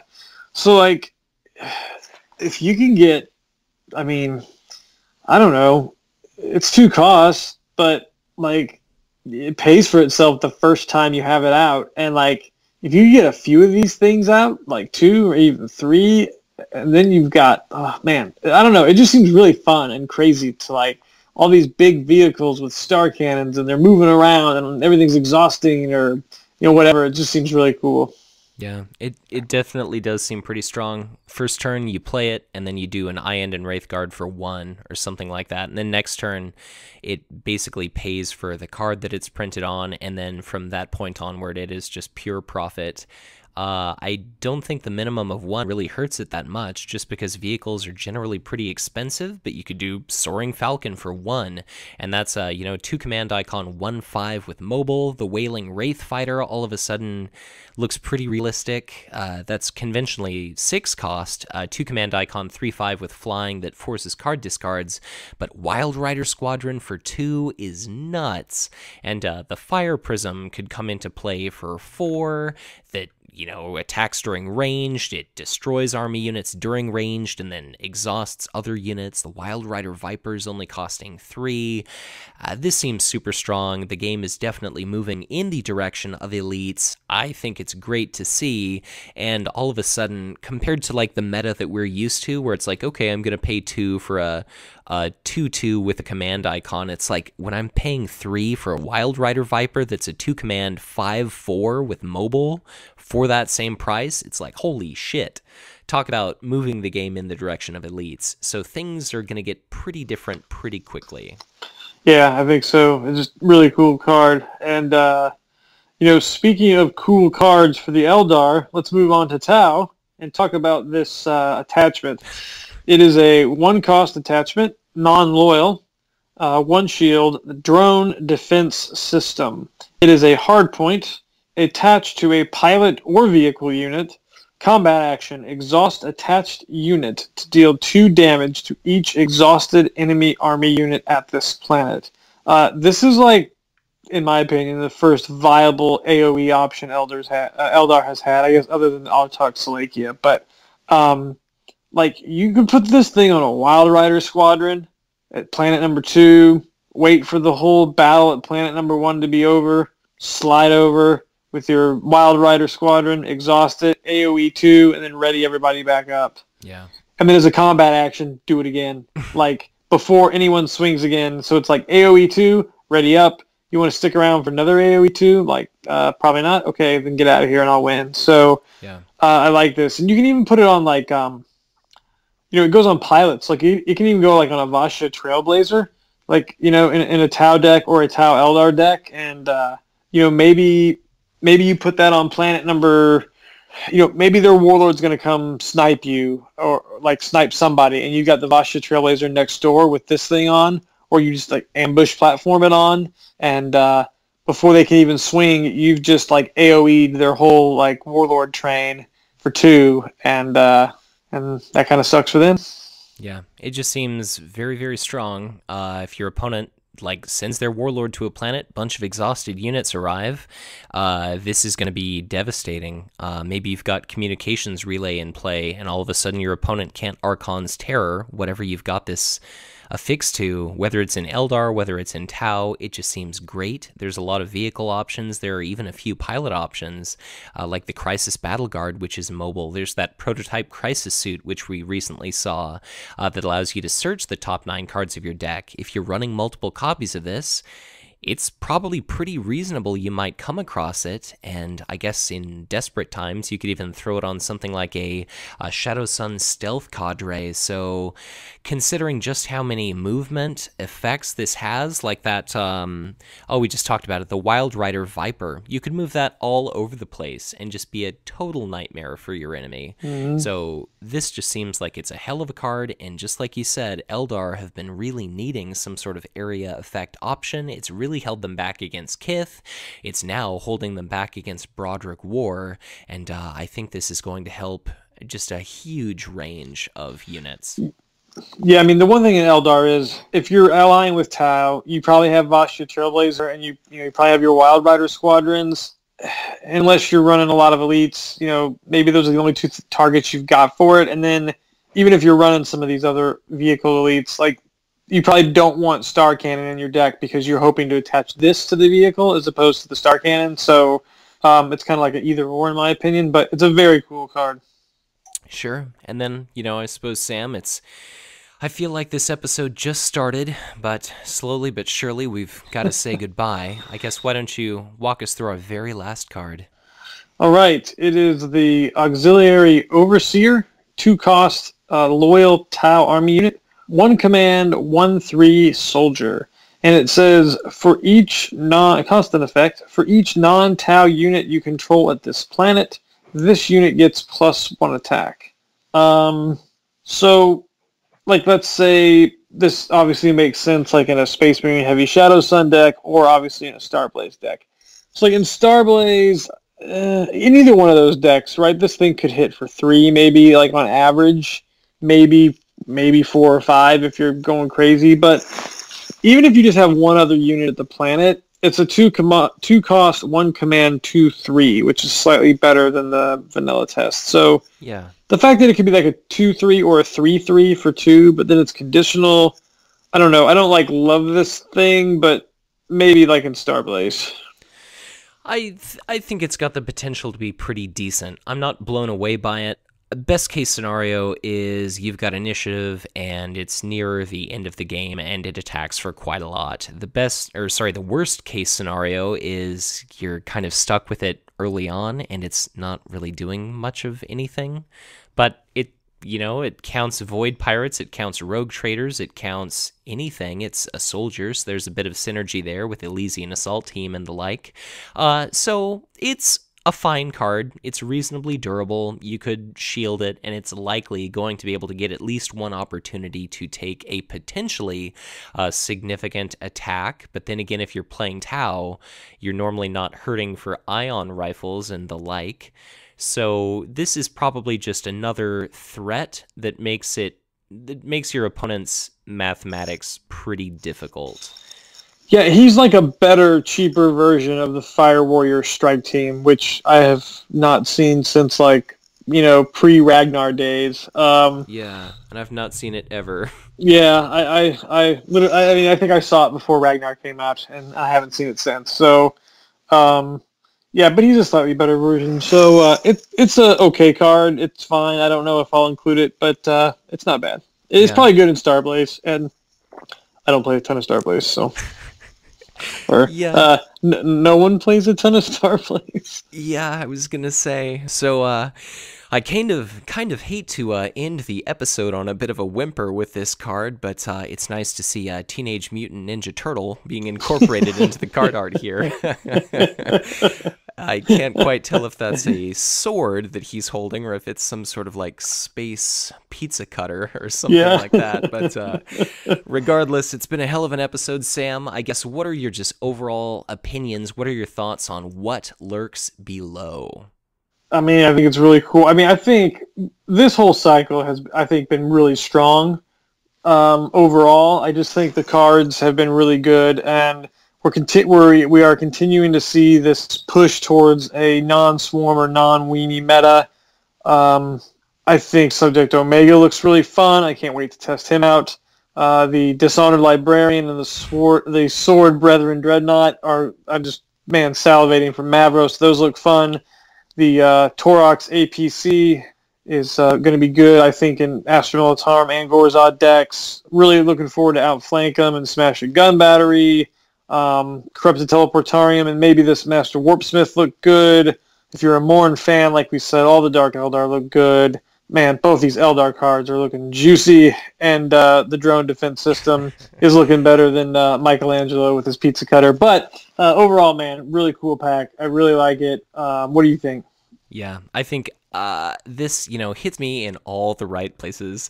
I just think this is great. It takes a lot of kind of underpowered warlords and factions and just play types and ups the game a little bit. Elites are more viable. Eldrath all of a sudden has a bit of an answer to swarms. Archon Selene Morn is really becoming real pretty quickly, and I think this is kind of the a dawn of some new deck archetypes, like the Eldar vehicle thing. Everybody's had the Star Cannon dream for a very long time, and all of a sudden maybe that's going to become real.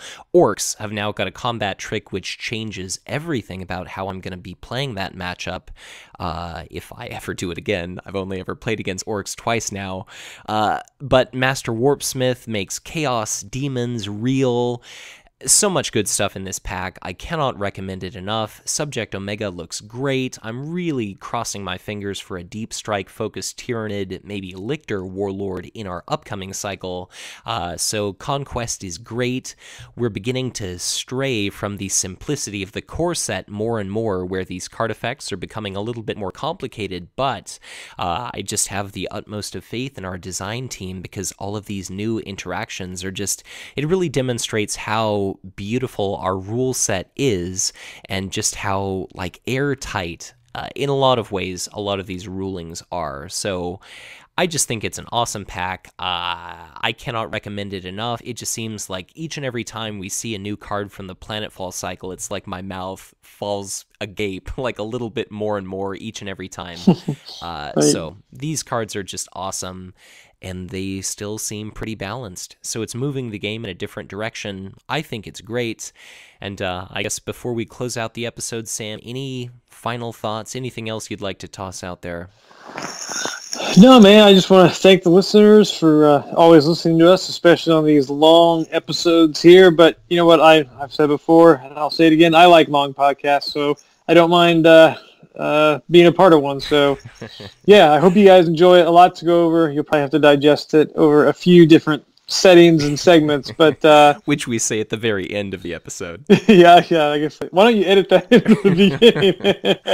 But no, guys, this is an exciting time for Conquest, man. I'm really pumped. All these new packs have been great, and we got War off the bat, and War's kind of been the shining star of this cycle so far. But even with Barzul and Morn being, I think the general consensus is they're a little underwhelming at the moment. I think they're both getting better. I think Subject Omega is going to be fun. I think Gorzad is shown he's going to be really fun. I'm just, like I said, I'm just waiting for Mavros. I think he might even steal a little bit of War's Starlight and a Spotlight. And just a really cool pack. All this new, organized play announcements and regionals and new Head Wound Harry damage tokens. Like, there's just a lot of cool stuff going on for the game, and I'm really excited. I'm pumped up. So yeah, I'm definitely looking forward to everything to come. I think Chaplain Mavros is indeed going to make a very prominent appearance on the competitive stage. But, Sam, thank you so much for being on another episode. As per usual, to all you listeners and all you viewers out there, thank you so much for listening or watching this video. If you're an iTunes listener, please leave a review. Let Sam and I know that you appreciate this. Each and every review makes it more likely that people are going to be stumbling upon this podcast. They might take an interest in Conquest LCG, and if there's anything Sam and I are interested in, it's community building and just luring more players to this game and getting more people interested in LCGs. Whenever you play a game, please report your results at 40kconquest.blogspot.com. It's a database that Paul Steiner runs just to give us statistics to draw upon to see what warlords are performing very well, what the powerful cards are, what's underperforming, and it just gives us a nice mathematical just foundation to draw a bunch of information from. If you want to get in touch with Sam and I, we're both on Facebook. Please engage with the Hive Tyrant Facebook page. There is so much news coming out lately, as evidenced by this giant episode, and I'm trying to create a bit of a community hub with that page. So if you're a podcast, if you write articles, get in touch with me, and I would love to promote your material. I'm on Twitter as well. Sam's Black Crusade League is blackcrusadeleague.blogspot.com. If you're looking to sign up for next season, registration goes live when, Sam? April 10th. Okay, so coming up pretty soon, I definitely recommend you guys take a look. If at any point you'd like to give back to Sam and I to help improve our audio and video quality, we would be absolutely honored were you to consider making a donation to the Hive Tyrant Patreon page. Even $1 or $2 on a strictly monthly basis really helps to recover some of the file hosting and operating expenses, and thanks to some generous donations from viewers, Sam and I are going to be improving our audio quality in the very near future indeed. So I'd encourage you to donate, but by no means feel obligated. And I suppose I'll just close things out by saying, as always, thank you so much for listening. And once again, be sure to check back in again soon for much more Conquest LCG content to come. And have a good one.